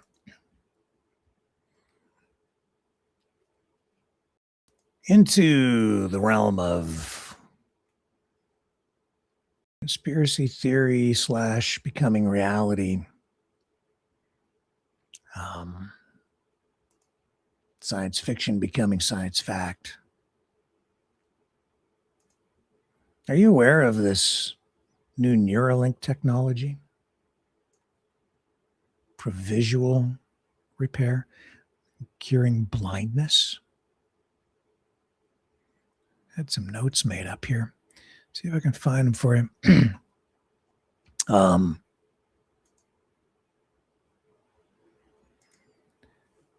This kind of came to the forefront around 2024, if I remember right. And I don't have my notes, just from memory. So this is all part of Neuralink. The technology, I think, first announced in 2024. And then they started doing experiments on. They've been doing experiments on animals. Here's their website, though, for this visual prosthesis. And it's also, so you've got two kinds of technologies in play here with Elon Musk. Well, three really, I guess, sort of. So it's like Neuralink, and then you've got this new technology to make even people who are born without vision, to give them sight. And then there's this, what they're calling it, it's like telepathy technology, is what they're referring to it as. And this is the site you can go to if you want to participate in the human trials, Neuralink for visual prosthesis. So it was about 6 months ago when Elon Musk went on social media and said that they are ready to take this technology to human trials. And those trials, I think, if approved, still not approved tonight, but I've just zeroed in on this because it's all connected to the AI boom and the throw caution to the wind mentality out there. But it was 6 months ago, he said that within about 6 months, they would be ready to go to human trials. I think it was actually longer ago than that. And so we're past that, still not at the stage of human trials. And actually, I think I've got the clip of him saying it here. I queued it up earlier. So I'm going to run that for you. And what they do is they have these tiny little implants they can put in behind the eye. And then, of course, they're connecting that to your nervous system, into your brain. And then they can send signals to your brain in order to allow you to see. But it's also wireless technology. The telepathy technology is about controlling things just with your mind. I think it's based on radio waves, frequencies, but it reminds me of the Star Trek episode, like the first pilot episode. I don't think it wasn't the menagerie. It was the one where, because Kirk, no, not the menagerie. It's the one where they get zapped by the energy, and then they develop the superpowers where they can move objects through just using their minds. I'd have to look up the actual episode for you. You'd probably know the one I'm talking about, or maybe you're just not as nerdy as I am and as geeky. In any event, here is Elon Musk talking about this new technology. He says, later this year, we expect to do our first implant for what we call blind sight, where even if somebody has lost both eyes or lost the optic nerve, or they were blind at birth, we will give them initially limited vision, over time, perhaps even superhuman vision. This is like X-Men type stuff, mutants, transhumans. And then later this year, we expect to do our first implant for what we call blind sight, where even if somebody has lost both eyes or lost the optic nerve, or perhaps has not even been able to see, has never seen, even if they were blind at birth, it will give them initially limited vision, but I think over time, very precise vision, perhaps a superhuman vision. So, restoring control of people who are tetraplegics and restoring sight, I think, are pretty big deals. They're sort of what you might call like sort of Jesus level or sort of technologies. Miracles, miracles. Miracles, yes, exactly. I mean, miracles of science. Yeah. And then later. Except, my God, this takes us into uncharted territory, doesn't it? All kinds of ethical questions that this raises.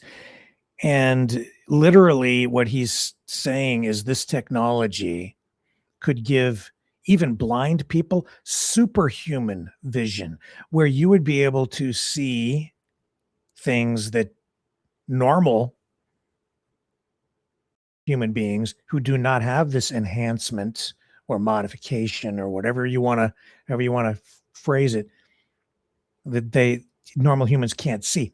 Infrared, X-ray vision. They could potentially give you these abilities using this technology. The other thing that instantly comes to mind is who gets access to it? What are the ethics surrounding that? Will only those who can afford it get it? If you have a baby and your baby is blind, you can't afford it. Your child doesn't have access to it, can't get it, or would government health care cover something like that? Where's the ethics? Where's the compassion? Where's the universality? Two totally different approaches to healthcare. Canadian healthcare system being criticized constantly right now on social media, on Fox News, on the pro-Trump media platforms, most of which I think, in fact, almost all of them at this point are controlled by Trump, because you've had changes in ownership since Trump has come into office, the threats against licensing coming from Trump, also putting the boot on the neck of the media largely. I think ABC pushing back somewhat, but even there's capitulation. This president who says he's the most transparent in history. In fact, he's, in a roundabout way, the most censorious, in that he is very controlling of the media while creating this facade of free speech. That's certainly what is going on in X, as Elon Musk continues to push forward with Neuralink technology, pushing, this AI revolution, all of the big tech bros involved in that, this technology as well. Like, who would qualify for blind sight implants? It's always the ethical question, though. But then there are just all these other questions. And should we be afraid of people who have superhuman technology, vision? What advantages would that give them in the workplace? And could you compete? Could you keep up? Now suddenly you're competing with transhuman people, robots, robot people, androids, replicants, whatever we become. What's alive, what isn't? Is AI sentient, conscious? Is it part of consciousness? My view is that zeros and ones can't be conscious, but if you're combining a human being who is conscious with a hive matrix mind, maybe the consciousness, the collective consciousness, becomes ours. Deep questions, a lot of ethical questions, regulatory issues, and there are none. There are very few. I mean, they're holding this back, but look how fast this is happening. They'll be going to human trials very soon. And that's the other thing. It's like, well, who do you try this on? You go to their website and you can sign up. Well, who gets to sign up? Generally speaking, only the disabled at this point are being used for these kinds of trials, because I think under FDA rules, only people who have disabilities are being accepted for these trials. We have received FDA breakthrough device designation for blind sight. This accelerates our path towards helping restore visual perception to those who have lost the ability to see. Join our patient registry to be informed when we launch trials in the United States for visual prosthesis. If you or someone you love is interested in learning more about Neuralink's clinical trials, we encourage you to join our patient registry. How it works: during normal vision, the retina at the back of the eye converts light into electrical signals, which the brain processes and interprets to create our perception of the visual world. Various conditions, such as injury or disease affecting the eyes or optic nerves, can disrupt this complex process, resulting in loss of visual function and often total blindness. At Neuralink, we are developing a capability called blind sight to generate visual perception by activating brain areas responsible for visual function, bypassing the natural eye-to-brain pathway. Blind sight uses a video camera to capture images of one's surroundings or loved ones and wirelessly transmits them to the brain via our specialized implant. So that gives you a basic explanation. People go, it's like people are amazed for some reason to see that human beings and living things create energy fields. I don't know why that surprises people, because there's energy in all matter, including living matter. That's us. And because we're alive, I mean, we generate heat because we're burning, basically, right? There's friction inside of us and energy being expelled. So that gives off heat. That's why you got to eat. Got to heat if you're going to generate the heat, baby. Just ask Natalie. She got to be looking hot for the man, and she keeps forgetting to eat. But, everything absorbs energy from the sun, which expels energy after the fusion energy process. And nuclear power, that's the result of splitting atoms and releasing massive amounts of energy from small amounts of matter, because small amounts of matter, and depending on the kind of matter, contain massive amounts of energy. And when it's released, you get a nuclear explosion. And now fusion power, the next evolution of that. And that's getting more power from something than you put in. And they say they've solved that riddle, although I have yet to see actual practical application of that in the real world. I'm skeptical of what they're claiming. I don't know how you get more out of something than what is. If that's true, they must be pulling it from another dimension. I don't know where you get more of something than actually exists. But I'm always open to new ideas. They say they've got that solved. But I guess fusion power, it gives off energy. But anyway, I don't want to get into all that tonight. I'm just saying that this new Neuralink technology is taking us down some new paths. Blind sight. I also, just by chance, as I was getting ready for tonight's broadcast, came across a Google listing for this novel, Blind Sight. Is it connected? Is this part of the big conspiracy surrounding blind sight technology and telepathic technology, which Musk is talking about here as well? The ability for people to control things just with their mind, even sort of remotely, but you'd have to have a receiver on the other side, right? Blind sight. Blindside is a hard science fiction novel by Canadian writer Peter Watts, published by Tor Books in 2006. It won an award for Best Novel in Japanese Translation. Nominated for a Hugo Award, Best Novel. It goes on. Story follows a crew of astronauts sent to investigate a trans-Neptunian comet dubbed Burns Caulfield that has been found to be transmitting an unidentified radio signal, followed by their subsequent first contact. The novel explores themes of identity, consciousness, free will, artificial intelligence, neurology, and game theory, as well as evolution and biology. Blindside is available online under a Creative Commons Attribution, Non-Commercial Share Alike license. I'm going to have to read this. I wasn't even aware of this book. Plot: in the year 2082, tens of thousands of coordinated comet-like objects of an unknown origin, dubbed fireflies, burn up in the Earth's atmosphere in a precise grid. I think he's already off by many years. I think all this is going to be happening much sooner. Maybe tomorrow.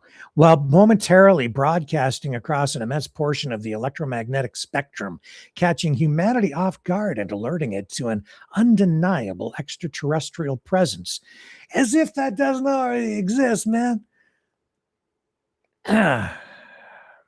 It is suspected that the entire planet is being surveyed in one effective sweep. Despite the magnitude of this firefall, human politics soon returned to normal. Soon afterwards, a comet surveying satellite stumbles across a radio transmission originating from a comet subsequently named Burns Caulfield. This tight beam broadcast is directed to an unknown location and, in fact, does not intersect the Earth at any point, as this is the first opportunity to learn more about the extraterrestrials. 3 waves of ships are sent out. The first being lightweight probes shot out for an as soon as possible flyby of the comet, then a wave of heavier but better equipped probes, and finally a crewed ship, the Theseus. And it goes on. I might have to read this book. It seems to have it all, doesn't it? But is it yesterday's science fiction becoming today's science fact? Looks like maybe some of it's already come true. Predictive programming, predictive publishing. Well,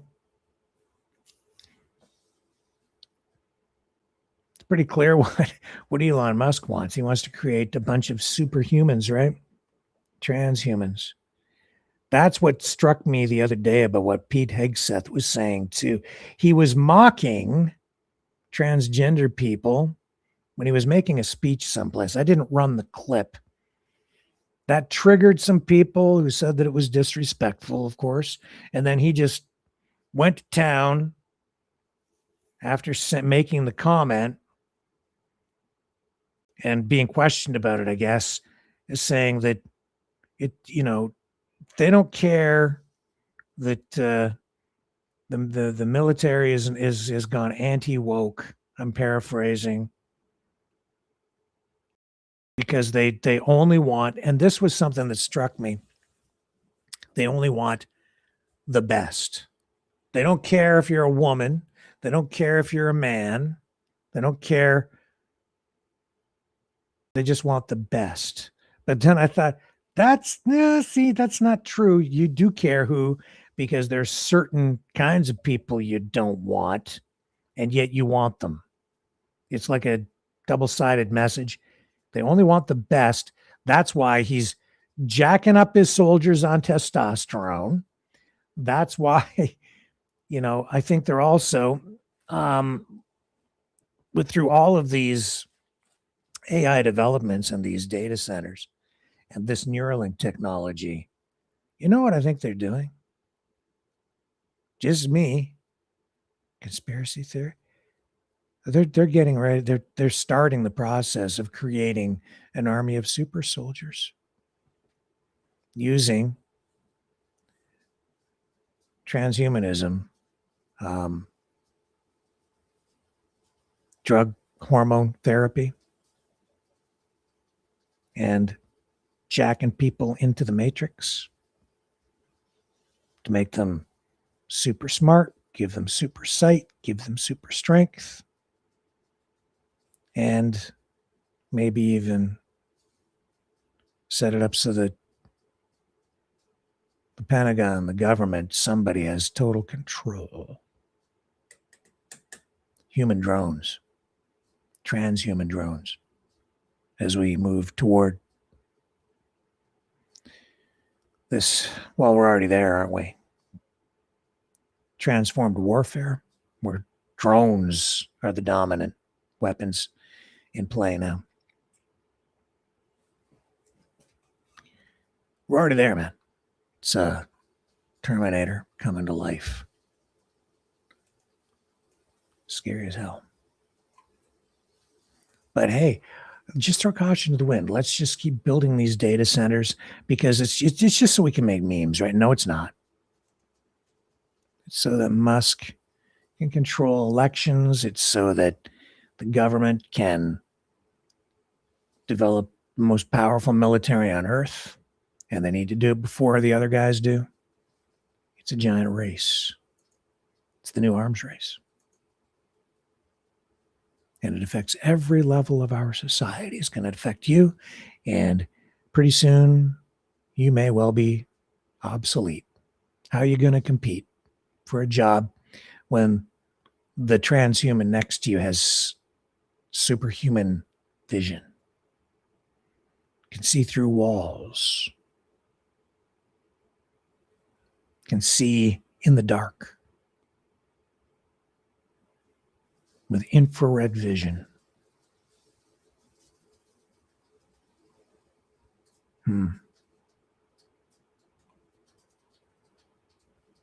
There you go.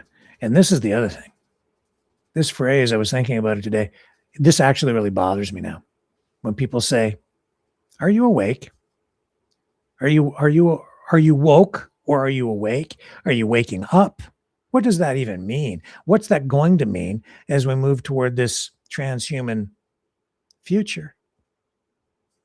You'll only be, awake if you're jacked into the matrix? Are you awake now? Are you awake? You're only awake if you're aware. You're only aware if you have the information. Information is power. Information you could argue that information forms the foundation, at least one of the keystones or cornerstones of consciousness. And if everybody else has access to massive amounts of information, knowledge, instantly, on demand, and you don't, how are you going to survive? How are any of us going to survive? It's like competition. Only the fittest, only the strongest will survive in Pete Hegseth's future, in Donald Trump's future.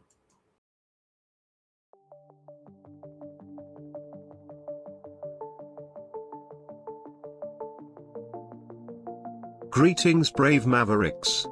Our quest for truth continues. We go beyond fake news. Together we expose propaganda. Together we pull others out of rabbit holes. We are maverick thinkers. We are all unique individuals, defenders of individual rights and freedoms, credible, trusted, grounded in reality. Maverick News, Maverick News. Defending free speech, free speech. Donate at freedomreporters.com. Do it now. Tomorrow may be too late. Maverick News. The world is watching.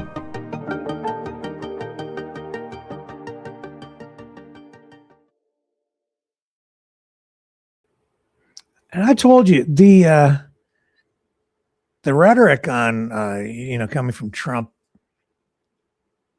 and the MAGA sphere heading into these midterms, they're ramping up the anti-commie language in a really serious way. I'm not the only one who has noticed. NBC posting this story. and actually putting some numbers to it, some stats. Trump attacks Democrats as communists. That's the headline. While acquiring government stakes in private companies. Yeah. Except the thing is, though, Trump has called his political opponents communists more than 100 times in the past 2 months. 100 times. It's real. And this is a quote. This is what he said. Communism is a bigger threat than World War I, World War II, Pearl Harbor, and 9/11 combined.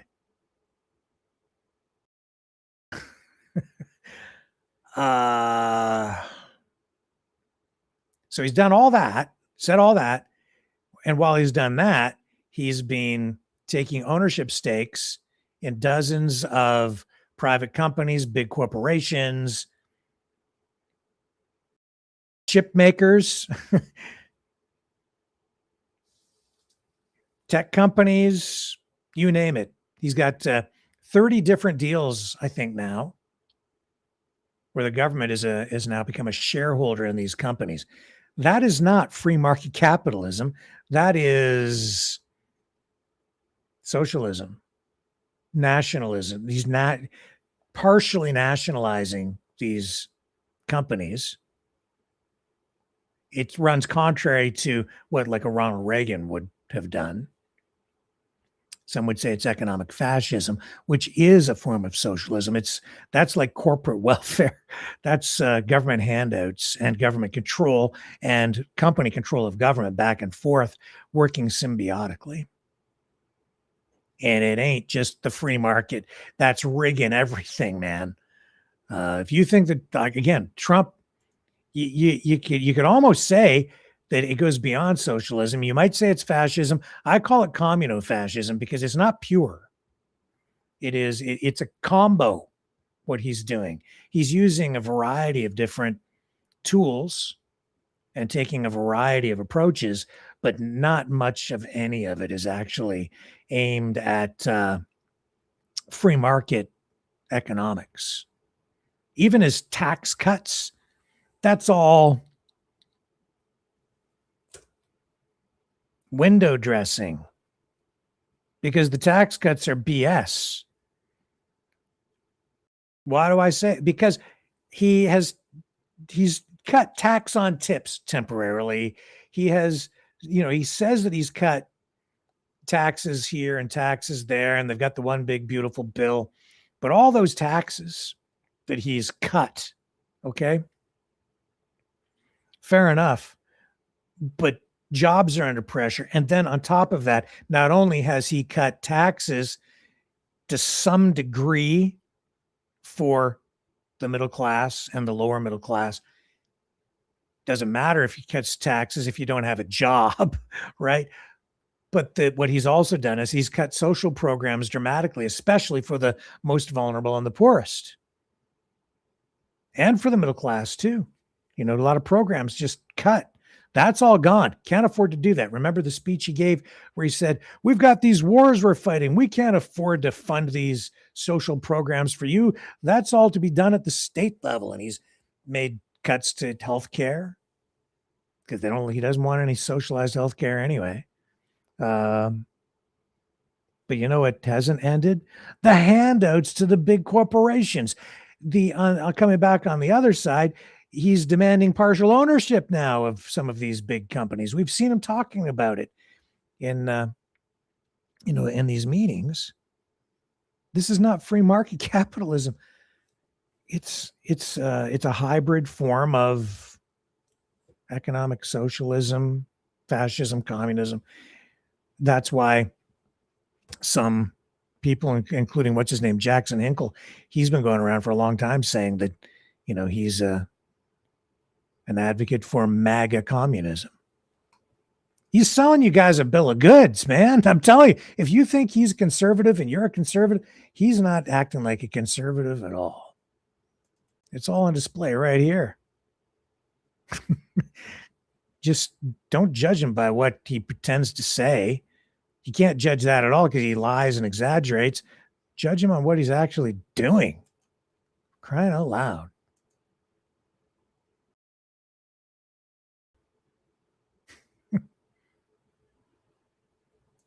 Even though the like I said, the whole thing with the chips and Taiwan and the 100% tariffs, it's not true.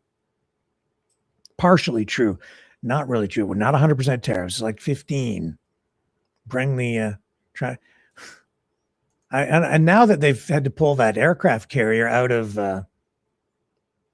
Asia and send it to relieve the Abraham Lincoln, because its tour of duty extended far too long. Huge problems there that they've tried to cover up. It's being relieved now.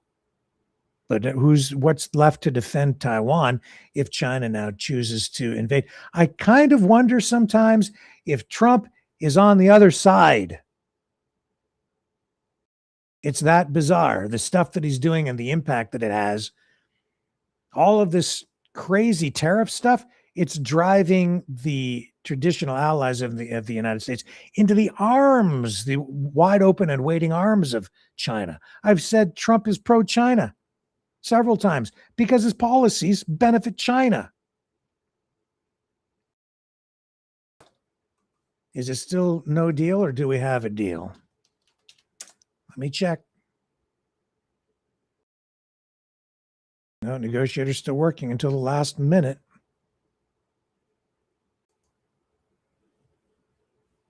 So the update just a minute ago. This just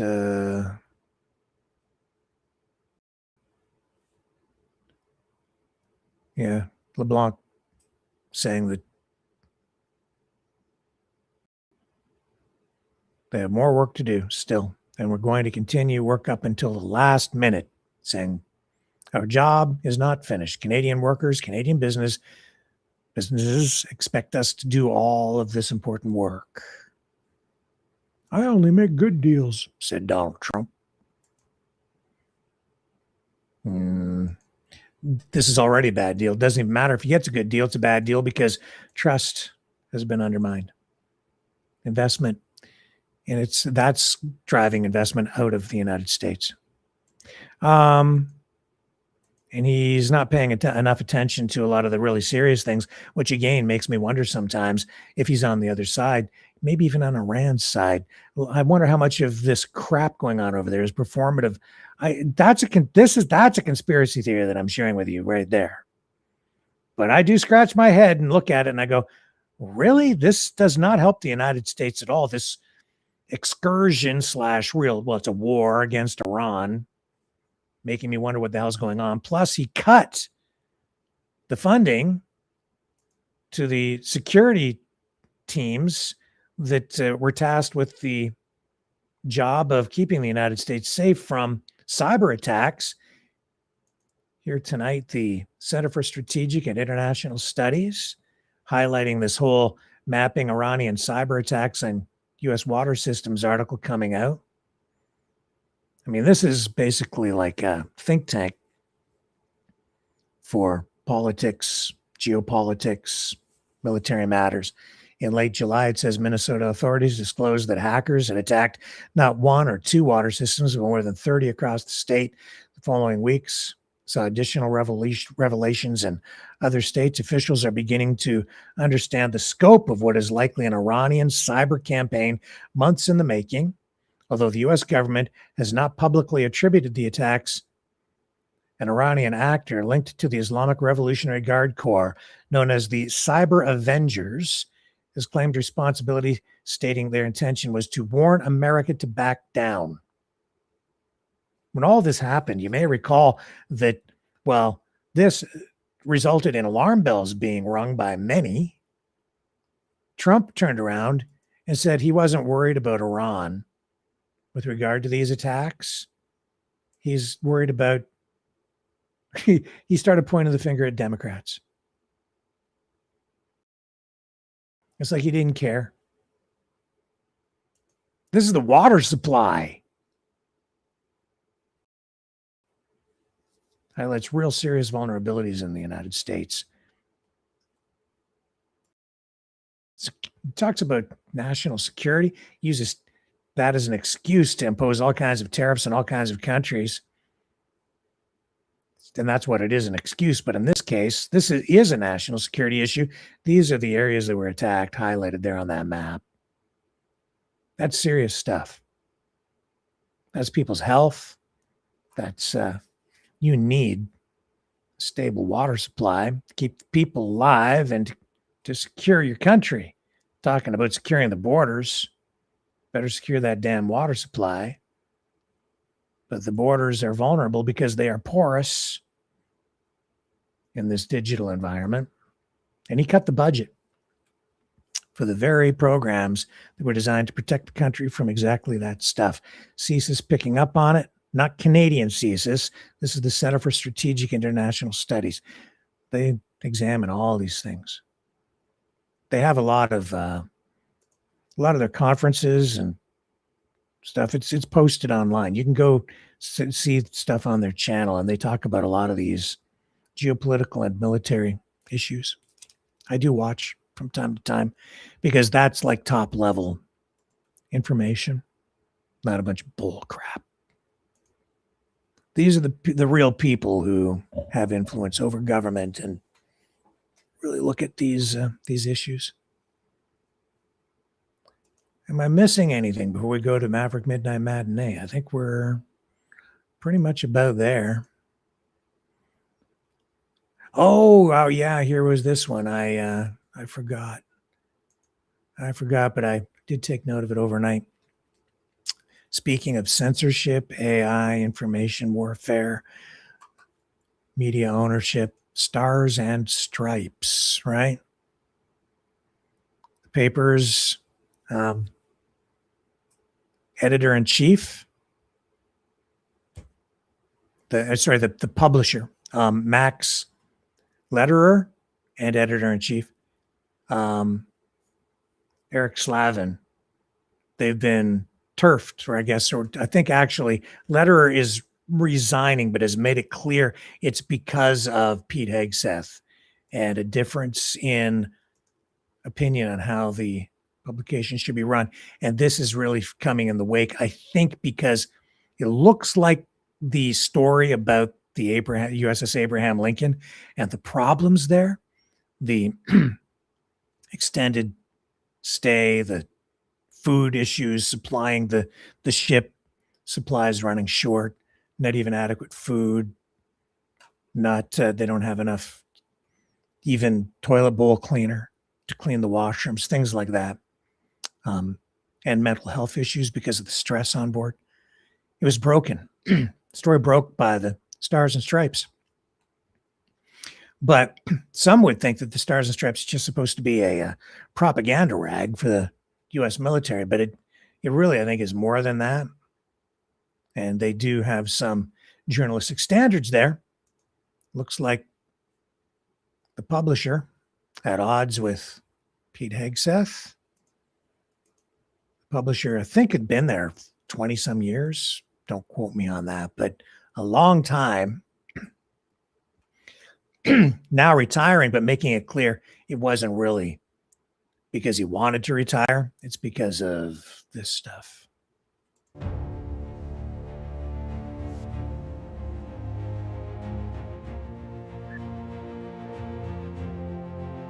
Ominous music. But yeah, there's Hegseth at the center of the censorship thing.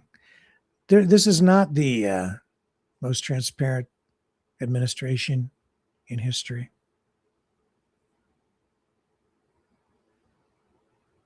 Quite the opposite. Master in mind manipulation, information warfare, post-truth, a post-truth reality. That's what we've got. It's very much, I think, reminiscent or similar to what was going on in the old Soviet Union. Maybe to some degree, even still what happens in Russia today. And I think we're getting the same thing over here now. Maybe we always had it and just weren't fully aware, because maybe we're just waking up, or maybe we're being hypnotized.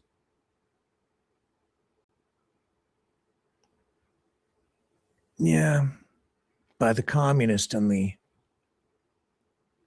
White House, who has been accusing his political opponents of being communists, equating socialism to communism, using that trigger word, which has been fed to us in a way to condition us to find just the word communism extremely distasteful, which I do. But waking up also over many years to realize that we're being fed propaganda as much as people in communist countries are being fed propaganda. And now that's at a fever pitch. And the word communism being used by Trump to mobilize voters to help protect the narrow Republican congressional majority that he has. And reports coming out tonight that he's got some huge fund set aside that he's going to use to basically try to buy the midterms. So I'm not exactly sure how that all plays out, but stories coming out tonight with regard to that. So keep your eyes and ears open. At the same time, the administration, while accusing the Democrats of being communists, pursuing deals that give the federal government equity stakes, options, special golden shares in firms and sectors, including semiconductors. Most notably, I think the company is Intel involved in that. Government share now in Intel. Government has a share in some mining companies, steel industry, U.S. Steel, which was a company, honestly, that became uncompetitive because the owners were milking it dry, never properly reinvested in technology, getting left behind even in Canadian steel industry, investing in new technology using cleaner energy and even electricity instead of the old technology, which is dirtier and less efficient and produces an inferior product. But anyway, government also taking a share in Westinghouse, nuclear energy there, and a bunch of other industries, 30 some different deals, all of the moves being framed as national security measures to reduce reliance on China and support domestic production, while at the same time the tariff policies are forcing U.S. allies into the open arms of China. It's all counterproductive. And all these actions, in some cases, drawing criticism from actual Republicans and maybe some of the few remaining true conservatives out there who have been arguing that the party should not abandon traditional free market principles limiting government's role in the economy. Democrats and other critics pointing to it all and pointing out the irony in these communist comments and communist attacks, the communist rhetoric coming from the president and those around him and the magosphere. Well, the government takes these equity stakes in these private companies, big corporations. So the government owning things and controlling it all at the same time. But, they'd freak out if, they freaked out when Libya nationalized its oil industry, right?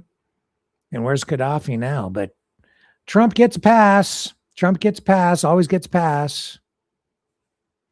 Because he can do anything he wants. Because he's the ruler of the world, the king of the world. Oh, speaking of kings. Who is a king? Mark Zuckerberg. Oh, yeah, baby. Let me show you. Oh, I ain't kidding. I mean, he's the king of kings, that guy. He's such a big king. Maybe I didn't. Oh, maybe I didn't get the photo. I can bring it up, but it's okay. I'm going to show you. Have you seen what he's bought? We got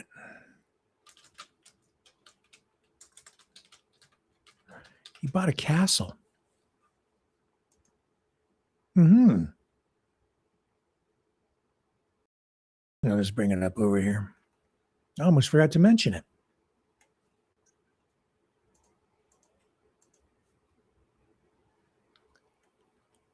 Yeah, he bought this 19th century Gothic style castle, overlooks a river on this in the southeast of Ireland. It's about 200 kilometers from Meta's European headquarters. So there's footage of it out there. Drone footage, actually. Might be able to get you the video here. Massive castle. And he bought this thing for, I don't know, 20 million or something like that.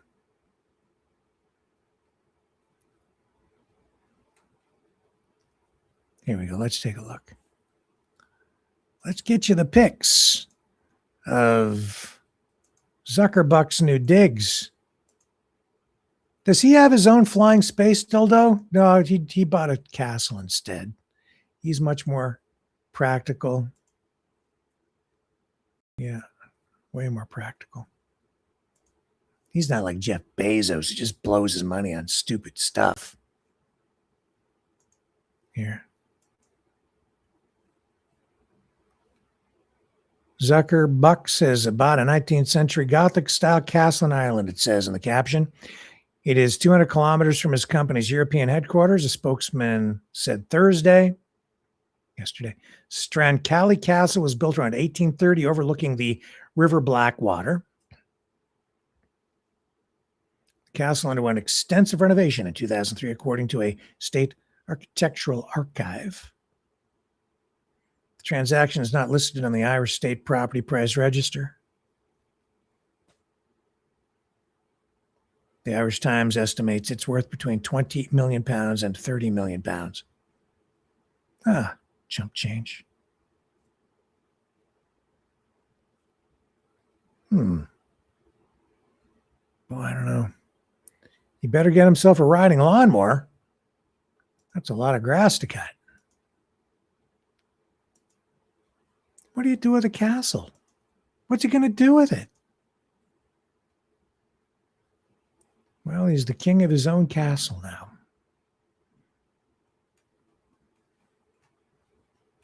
I don't know. I'm worried. Makes me even worrieder than I was before. Are you ready for Maverick Midnight Matinee, folks? Hold on to your undergotchis. Tonight's feature presentation involves a robot that becomes conscious. I'll give you the details when we come back on the other side of this.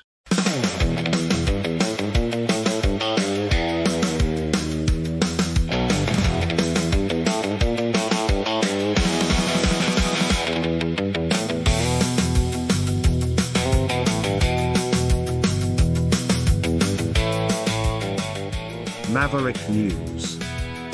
The new wave in news.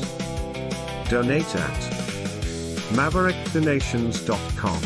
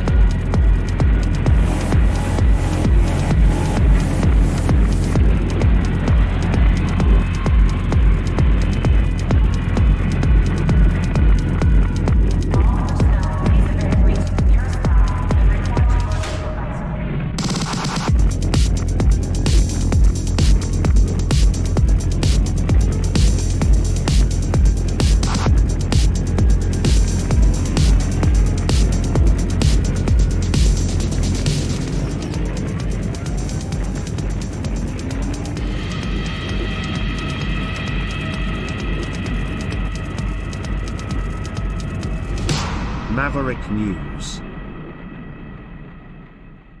The world is watching. Okay. Let me just check again. Let me see. Any update? Do we have a deal? Do we have a deal? No. No, not yet. It's now 9:27 p.m. Eastern. The 50% tariffs loom. The death tariffs. 12:01 a.m. 12:01 a.m. So let's move on to Maverick Midnight Matinee. We'll run the movie. That'll get us closer to the deadline. And then even after the movie, I will update what is going on with the tariff talks. If we get a deal, don't get a deal. Deal or no deal. Let's deal a meal. And we may all be starving to death if Trump gets his way and takes all the Kazakhstanian jobs, moves them all to the United States and says, screw you, Mark Carney, you commie. But hell, who knows? Maybe Trump can produce so much, increase GDP so much using AI and robotics that he'll save America. Maybe Canada can do the same thing. I don't know. All I know is tonight's movie on Maverick Midnight Matinee, Tobor the Great, a slice of pure atomic age wonder from 1954. About a robot and consciousness. I don't know if you're familiar with it. I personally have never seen the flick, but I was aware of it. So I thought 2 weeks ago, I thought, we got to run this movie. I got to watch it. Haven't seen it yet, but I'm going to watch it with you tonight for the first time. So stay with me. We're going to make the adjustment, do the flip, go to the flip side, and we're going to get into Maverick Midnight Matinee. But if you're watching on YouTube, you got to jump off there, go to one of our other platforms, Rumble, best one, I think, for you to come and join the chat, join the program, and watch Maverick Midnight Matinee. Or you can go to BitChute. We're on a bunch of others as well. So you can watch over there. But the YouTube feed, my friends, is about to end. So here we go. I'm going to start setting it up, and then Maverick Midnight Matinee begins right after this.